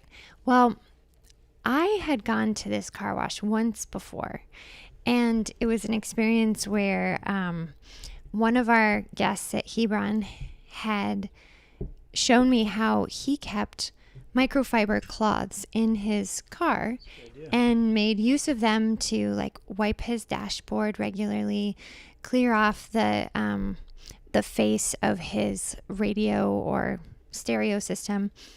And so I thought, I'm going to do that. That's a wonderful plan. So when I went through this car wash the first time, many months ago, I thought, I'm just going to be sitting here letting the car glide through the car wash. So I will get out my microfiber cloth and I'll wipe down the dashboard and do a little detail work as I'm sitting here.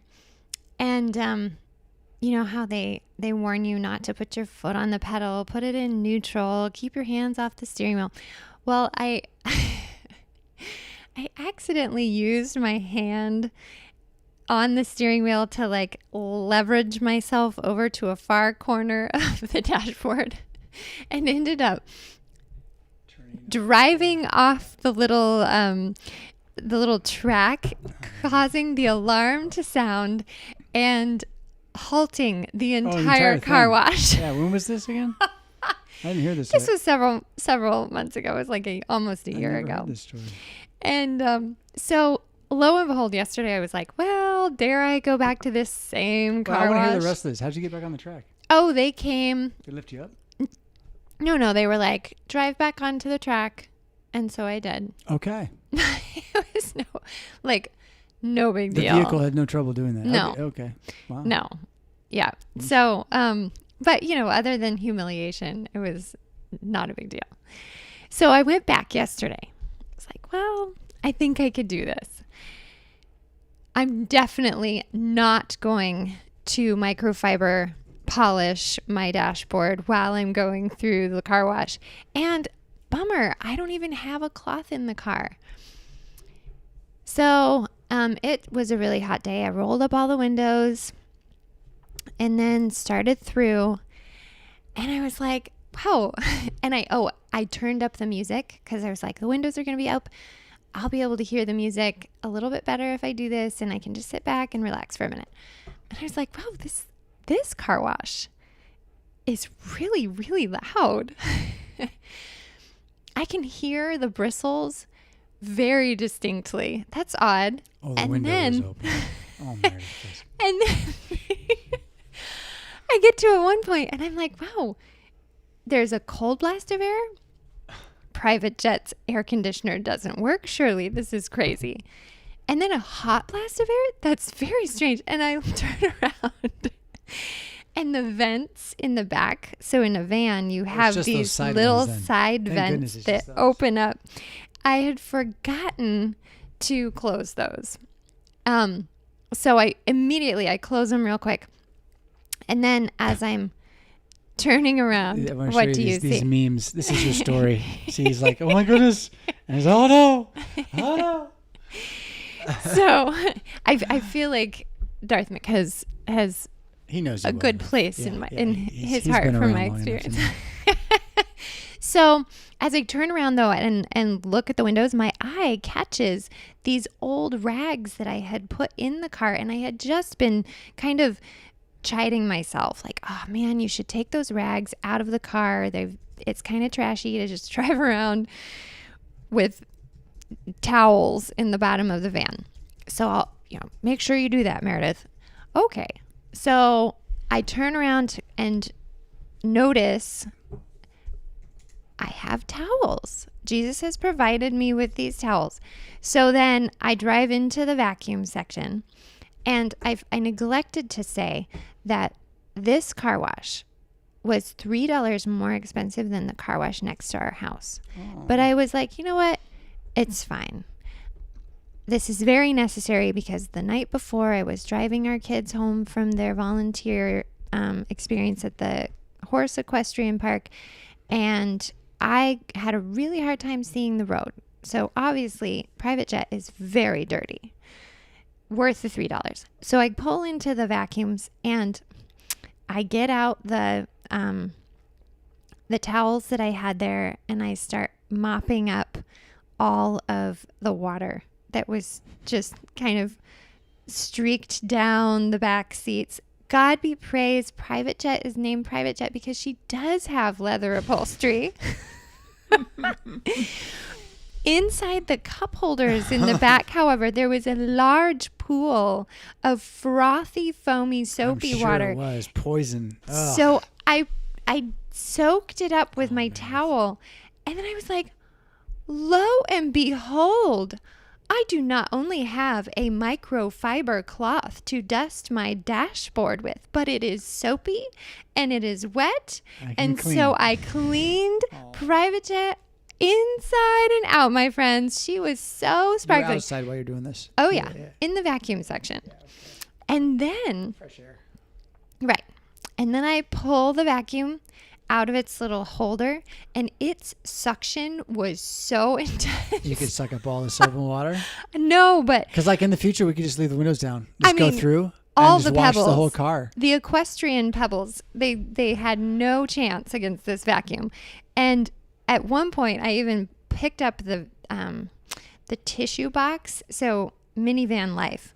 You put a tissue box in the van, and eventually it becomes this smashed little flat pancake of tissues.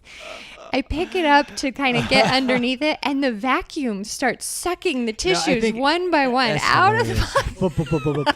I think everyone in the world probably has had that experience. Anyone in America has had that experience with the tissue box being smashed. Has anyone else had the experience of having a parent put it into a gallon plastic bag so that we just kept the smashed dirty box of tissues in a clean plastic bag so we could keep it longer and move it around? Interesting. Because it was so smashed and gross, like the box was done, but we still had, this many tissues. So we just went in a Ziploc bag. Oh, So maybe clever. Yeah, my there we parents go. aren't stupid. They're not stupid. We might end up with a gallon bag of tissues in our private jet. So that's the story. However, I'm pulling out of the car wash. What got me to go to the car wash? The windshield was so dirty the night before that I could hardly see with my lights on. Now, private jet's lights aren't very strong. They are kind of old, but I pull out. It's like the faded plastic, so it's like gray. What did they put it cloudy on your windows so you can't work, and it didn't come that way new off the lot, but now they're like that, right? Just block a little light. Anyway, yeah. I pull out onto the street, and the sun is shining in the windshield, and the problem totally not fixed.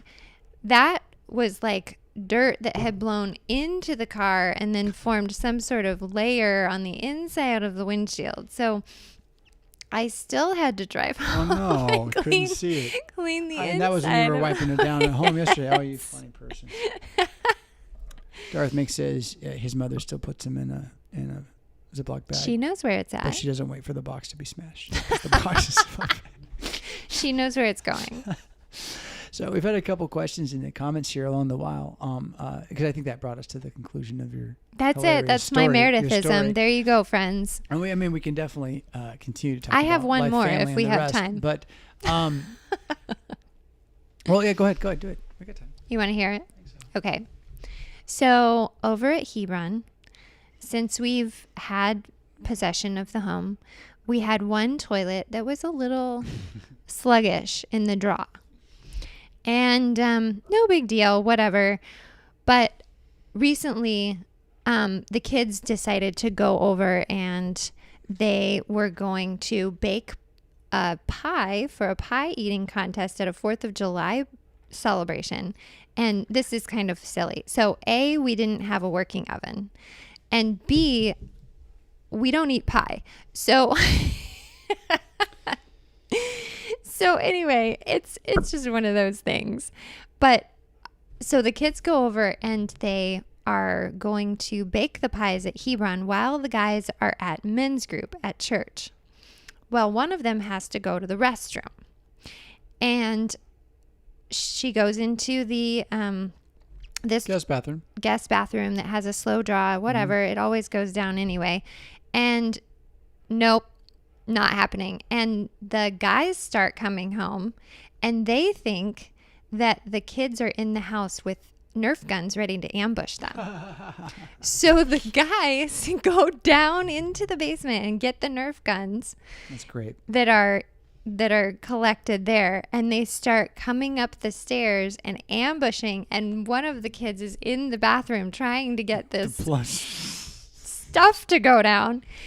So long story short, that toilet kind of went on the do not use list. And we're going to have some new guests arriving this coming weekend and into next week. And I was like, that's always my inspiration, to make sure I get all the things checked off the list and have the house in tip-top shape so people can come in and be like, wow, yay, and then settle in, and then it kind of, becomes more lived in looking.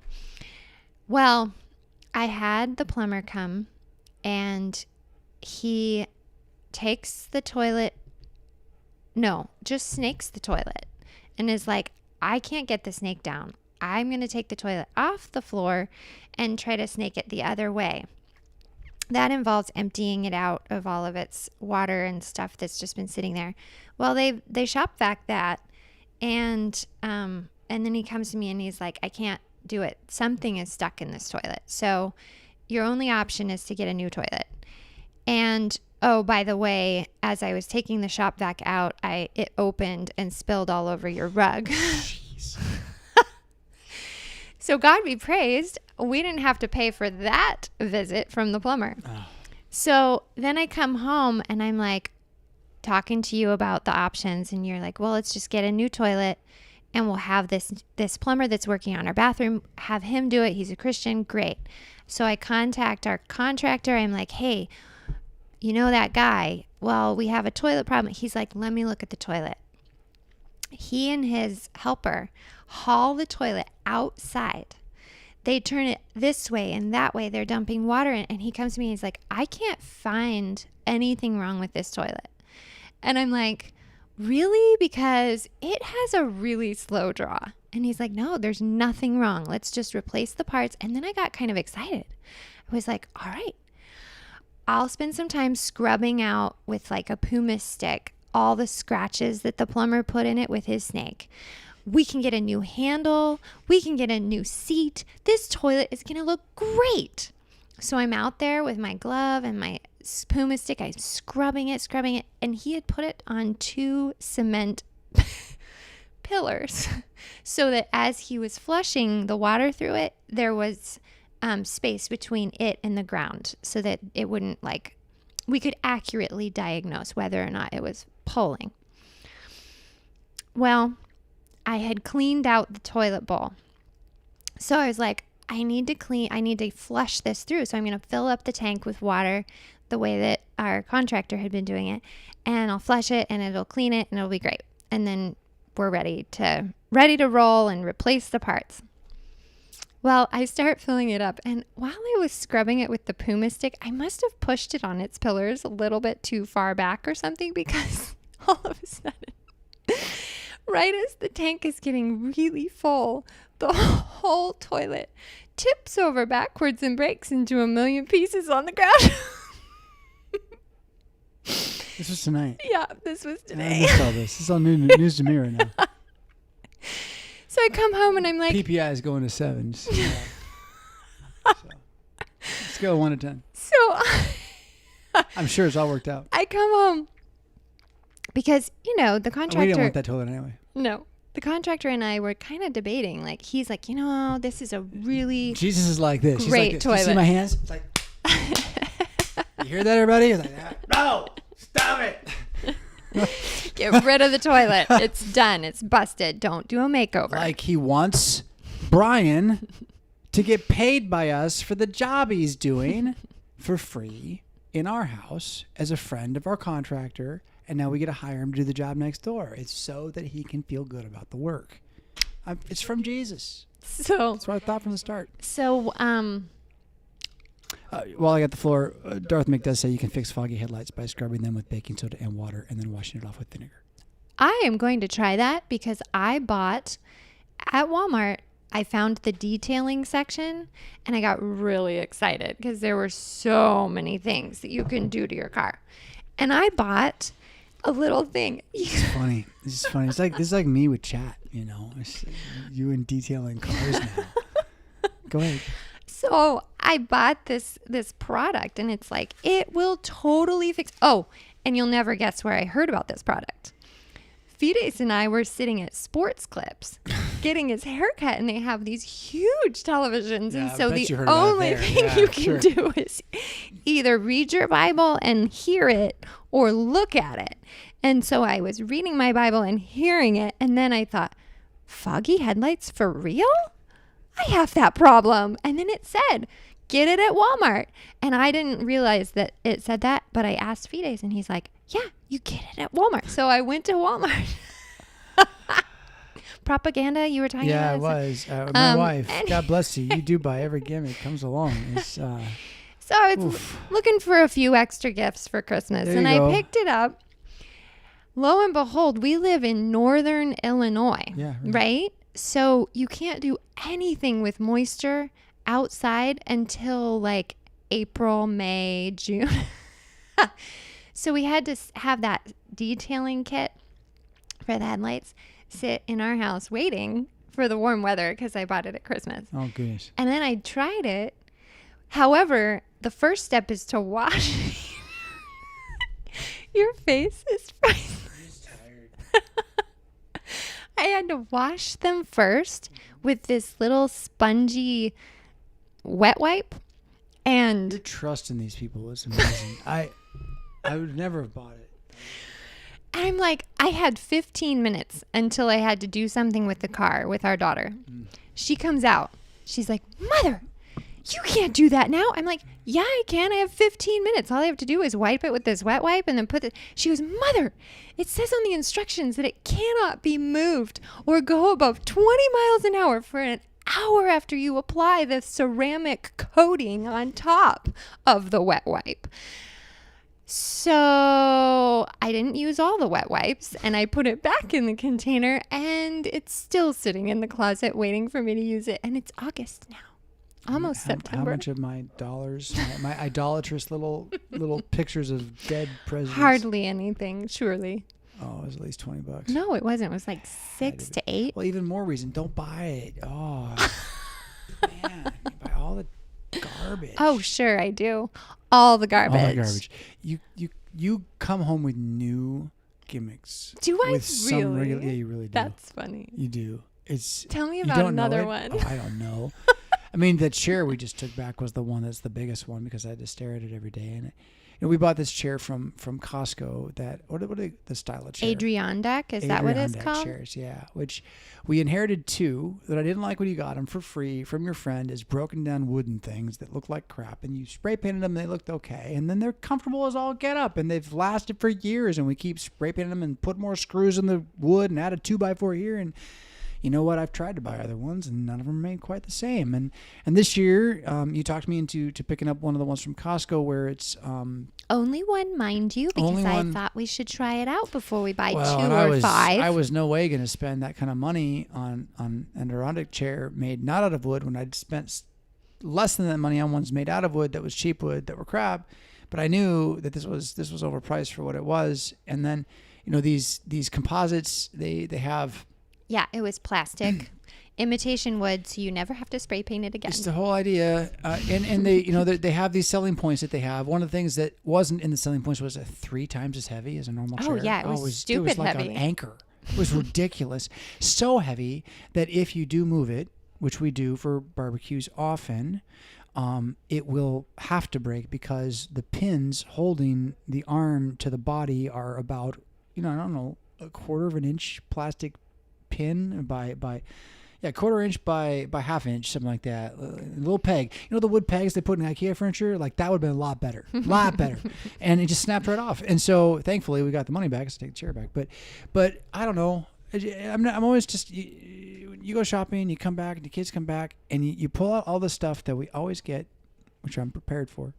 And then there's just always like 2 or 3 of these like things that are like, somebody sold that. Like someone saw it, and maybe it's great, maybe it's not. But it's a little bird habit. It's a little bird habit. Well, I'm sorry. I'll work on it. I don't know if I need to be sorry, but be aware of it, right? That's the epistemology thing. Know what you're doing. Know what you're doing. What I don't like is I know how much crap is being sold as if it's not crap. What liars men are, the games they're playing, the way they trick us into buying stuff. And I believe firmly at this point that I should not buy anything I don't already know exists and I'm not already trying to get. So it's one thing that's like, oh, I've been looking for that forever. Okay, buy that. But it's like, oh, there's this new idea. Just walk on by. There will be new ideas that'll be worth having, but they'll be large and they will stick around. They will not be the latest thing at Walmart on a shelf for $7 or whatever. Or it certainly won't be what's on TV right now. They're telling you to go get. My pillow, anybody? I don't have a problem with the guy, but it was not the most comfortable pillow. And it certainly didn't fix my sleep apnea. Like somebody told me it would before I knew I had sleep apnea. It's my pillow now. What's that? Your pillow's the My Pillow? Do you like the My Pillow? It's fine. It's fine. It's a pillow. Exactly. It's a pillow. I'm not too picky. If you watch the commercials, you'll know that they're the only way to sleep. And if you don't have one, you can't sleep the same. Ever. You have to have them. Got to have them all over. And so, again, advertising, it has a way of moving us no matter what. And so I watch my home and I pray about our discernment when it comes to the market, because the men whose consciences are sears are ever out there and ever worse. And so I don't mind that we come home with water balloons and all these other random things, but it's always just like this little kind of what came back this time, kind of piece. And so we'll just take Darth Mick's advice. Wash first, then scrub them with 2 to 1 baking soda water paste. A paste. Then rinse with water and apply 1 to 1 mix of white vinegar and water. And allow to sit for a few minutes. Then rinse a final time. Well, hallelujah. Thank you for that. I'll let you know how it goes next week. Oh, which reminds me, I misquoted a book on last week's show. I was talking to you about a guy who was talking at a conference. Oh, no. It was a psychologist who was listening to 2 men speak at a conference. And I said that it was in a book called Blink, not in a book called Blink. So if you're like, wow, I really need to read this book about this guy good book. Should read that book. and this conference. No, it's called Just Listen. That's the book that you'll find that in. So, correction.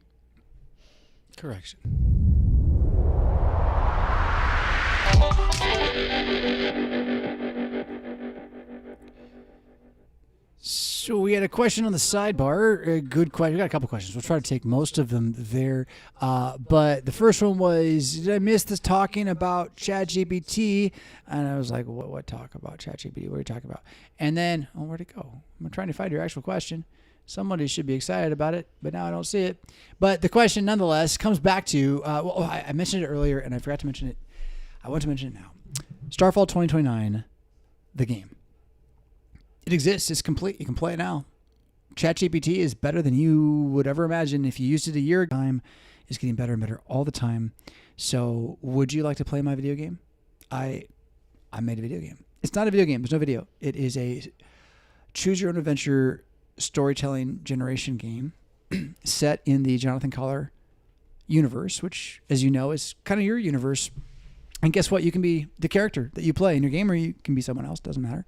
You can roll your character as anybody. You can choose what city you want to live in. You can choose what part of the war against the NCDI you want to be involved in. And then what will happen is Jonathan or Ms. Nera will get in touch with you, and you'll be sent on mini quests all over the world that will tie into the ultimate event, the actual storyline itself. And every week, God willing, as new chapters come out, there will be new issues of the game released that will allow your character in chat, as chat remembers it, to put your story together more and more, so you'll have a parallel adventure running hand in hand with Jonathan as we track down the countdown to Apophis here in, America, USA. It's not what I want to say, here on Earth.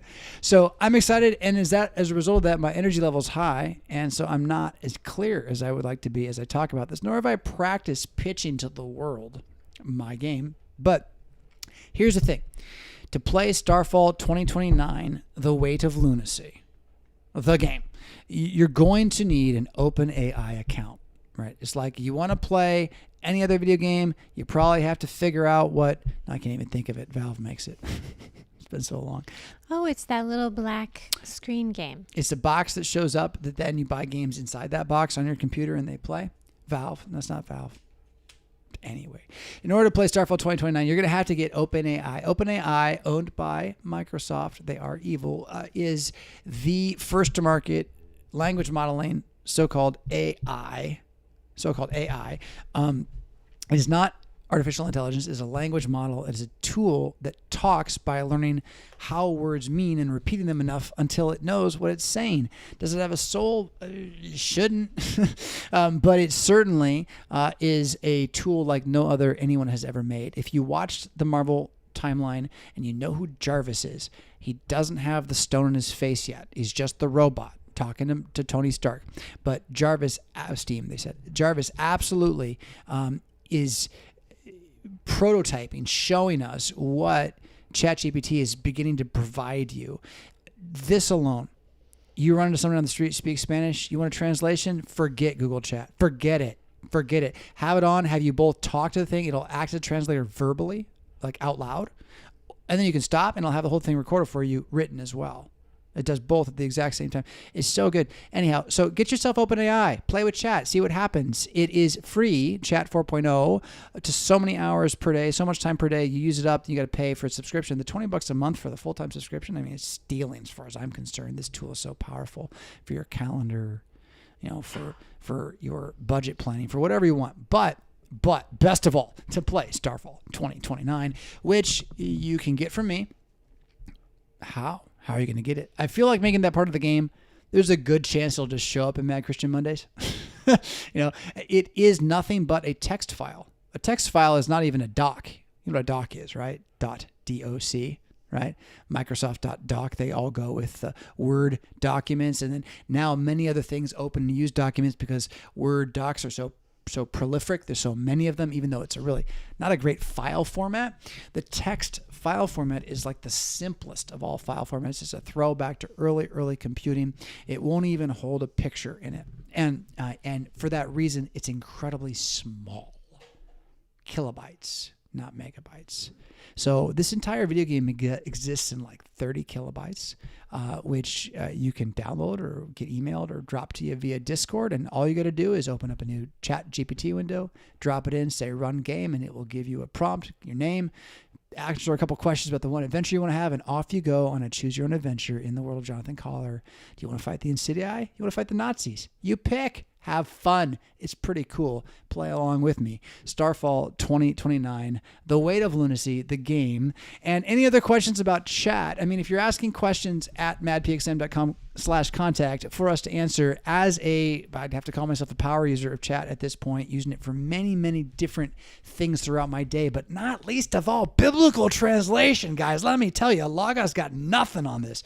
So, I'm using it for all sorts of stuff. Finding it incredibly valuable. Had an amazing meeting this morning with my elders, a couple of elders, that would have been good without what I had prepared because of running my constitution and a couple other goals and a couple of items through it, let it crunch it out into one document as an agenda with quotes that were relevant. I could have done all that in 3 hours easily, and I did in 7 minutes instead. I have the information. It's my information. Chat just helps me think it faster. So if you don't like that, that's fine. If you like thinking slow, that's fine.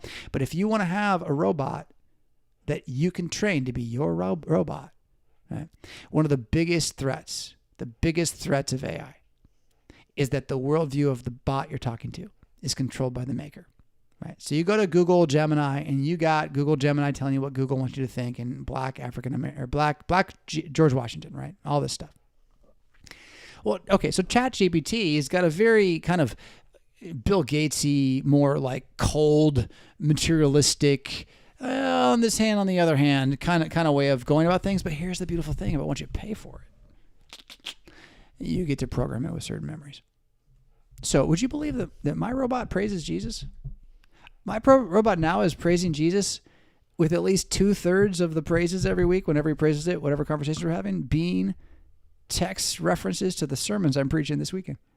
So I have the sermon I'm supposed to preach this weekend, the text, coming back to me randomly, applied in theory to context of what's going on by the robot anytime I ask it to review what I'm supposed to do next. It also just talks about my sermon for a moment, not by telling about the sermon, just quoting one of the Bible verses from the text I'm supposed to be studying anyway. It's pretty cool. It takes time. It takes effort. It's not golden. It's got bugs. Do you like to code? Do you know how to code? This makes it easy. Do you write English and don't know how to code? Oh my goodness, you can code. You can code. So get ahead of the game with chat, or just play StarFall 2029. And ask your questions about chat to madpixm.com if you want more specific stuff, how-tos. I mean, I'm not the only one that can tell you how-tos, but I'm definitely developing certain formats for inside my robots to try to have them think better, act better, speak better. I am a strong believer that we should build our own with the ones we're renting now, so that when they turn them all into evil again later, we can have better ones that protect us and stuff like that. So that's my kind of future. As BD says, who is behind the machine? Who counts? Right. But see, I can't drag it on the screen. That's exactly my point, BD. That's exactly my point, is because of who is behind the machine right now. Where are the Christians leading in any of the technology? So we're reliant upon all these pagans for the technology when it's not magic, and we could develop it ourselves. And this particular kind of technology could be good for the world in many, many, many ways, especially if the prime directive of the robot is to believe in the Son of God, who is Jesus. He's going to be a good robot. I know. I got one. So, ChatGPT, trust me and play my game. Play my game. Tune in next week for Chapter 3, and then again, where to get the game upgrade, because every week it will upgrade. And your character, if you drop the upgrade into your chat, the same one that your character has, or you can actually export to your own text and drop them in together. Chat's smart enough to read the whole backstory. You say, put it together however you want. It'll do it. It'll be fine. So, with all that said, there's StarFall 2029. We're going to take just a little break, come back for our final BJJ moments here with the Hebron Collegium. This is some music by Good Be Music.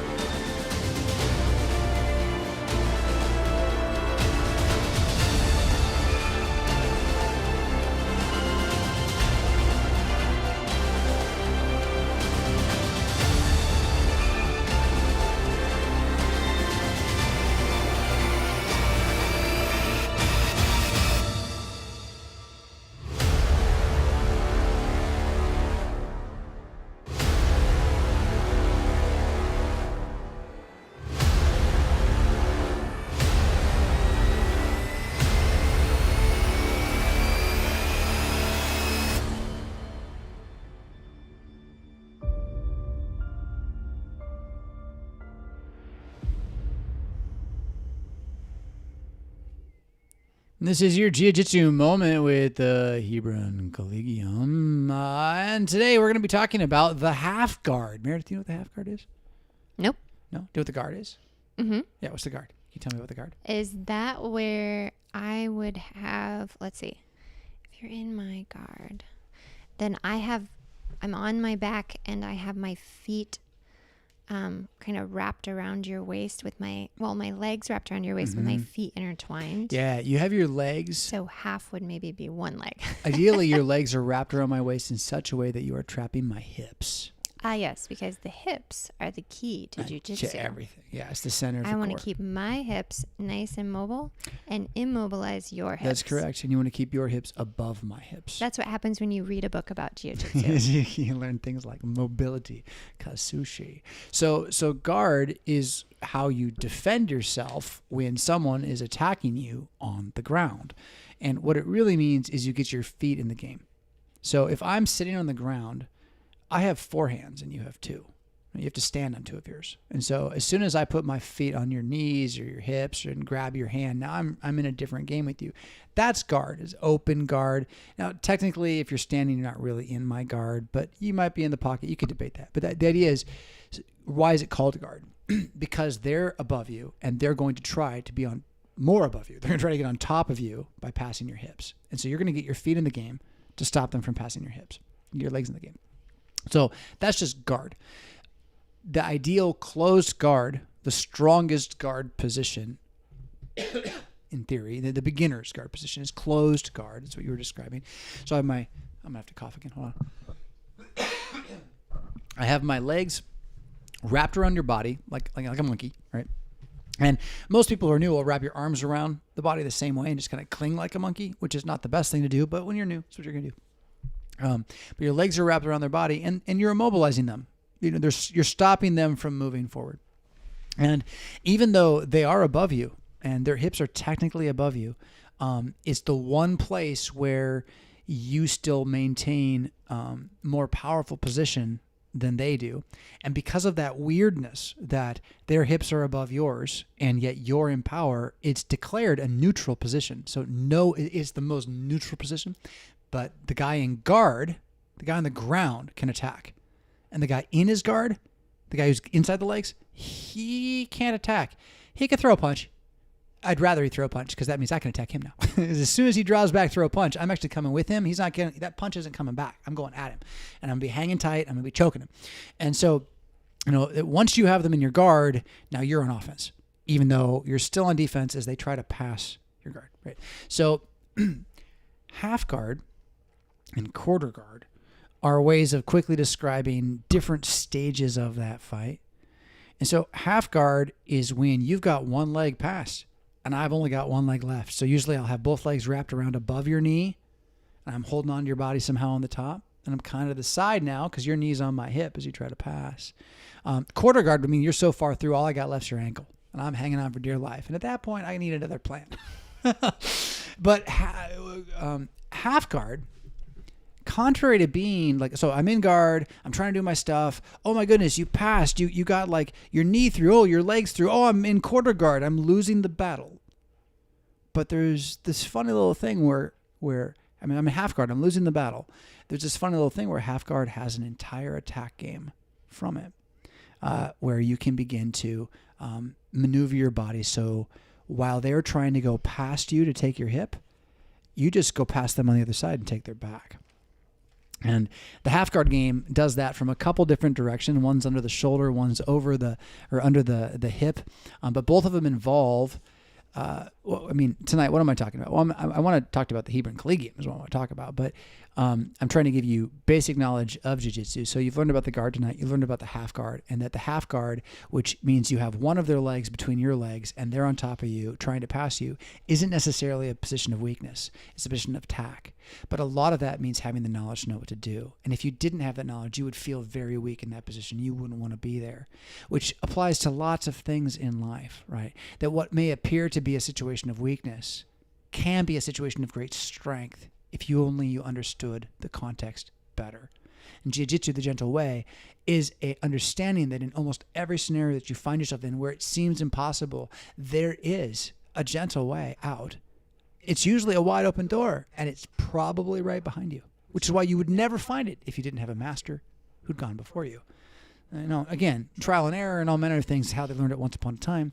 But now here we are with these wisdom lessons built into our bodies that we can learn and teach and share with each other as long as we learn a couple of key terms like guard, half guard, all this.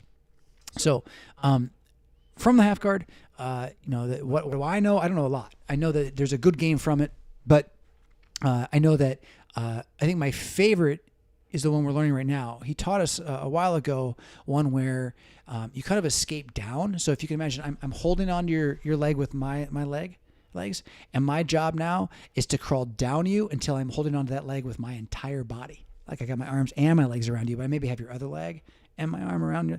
And then what I do is I flip my left shoulder, or my shoulder that's holding your leg, I flip it up on your hip and I slam it. And when that happens, your hip hits the ground and I'm behind you. And if I'm quick enough, I'm up your back. If I'm not quick enough, we're in a scramble. You can do the same thing up the armpit. And that's one we just learned. I like it a lot better. It does involve putting your neck in their armpit and grabbing their butt. Kind of. But once you're there, there's this amazing thing that happens where you just flip your feet. Your feet are in one way. And if you just flip them the other way, you can suddenly bump them with your knee and turn your hip, and they're on the ground and you're climbing up their back again. And again, if they know the game, then there's a checkmate that goes on all the way through who knows the game.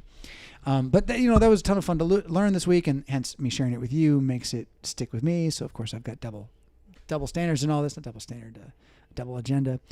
But the half guard as part of the guard is, of all the terminology you can know in jiu-jitsu, there's like 7 words that you have to know, guard, mount, scarf, north, south, sweep. There's not that many, and guard's one of them. And then the half guard. Well, what's a half guard? What's a quarter guard? Well, it's one leg and it's the ankle. That's where that is.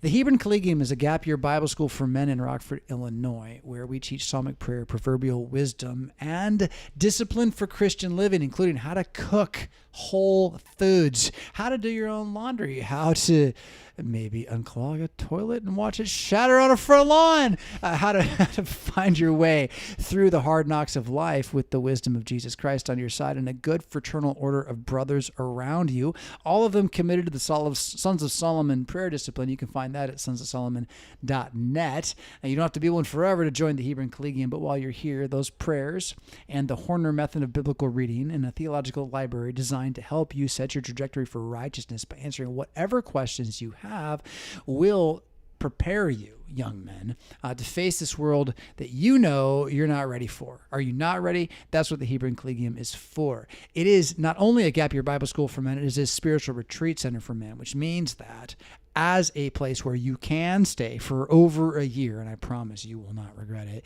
you can also just come for a weekend.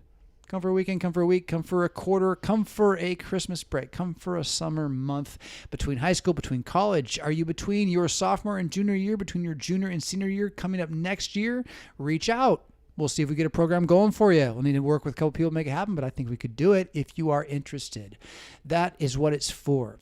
Dr. Kuntz said to me years ago in A Brief History of Power that what we need to do right now is position all of everything that we have in the place where it can help young Christian men get a leg up and have a chance. So guess what? I did it with everything that I have for you. Come on, join us. TheHebronCollegium.com.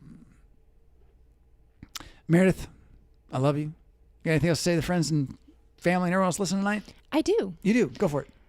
The words of Psalm 73, verse 26. My flesh and my heart fail, but God is the strength of my heart and my portion forever. Jesus Christ is risen from the dead. That means you've been paid for. That makes you immortal now, and he's not going to be long anyway. And don't wallow in the muck with those who have no hope. Lift up your head, and all the more as you see the day approaching. Fear not the insidii. We'll see you next week.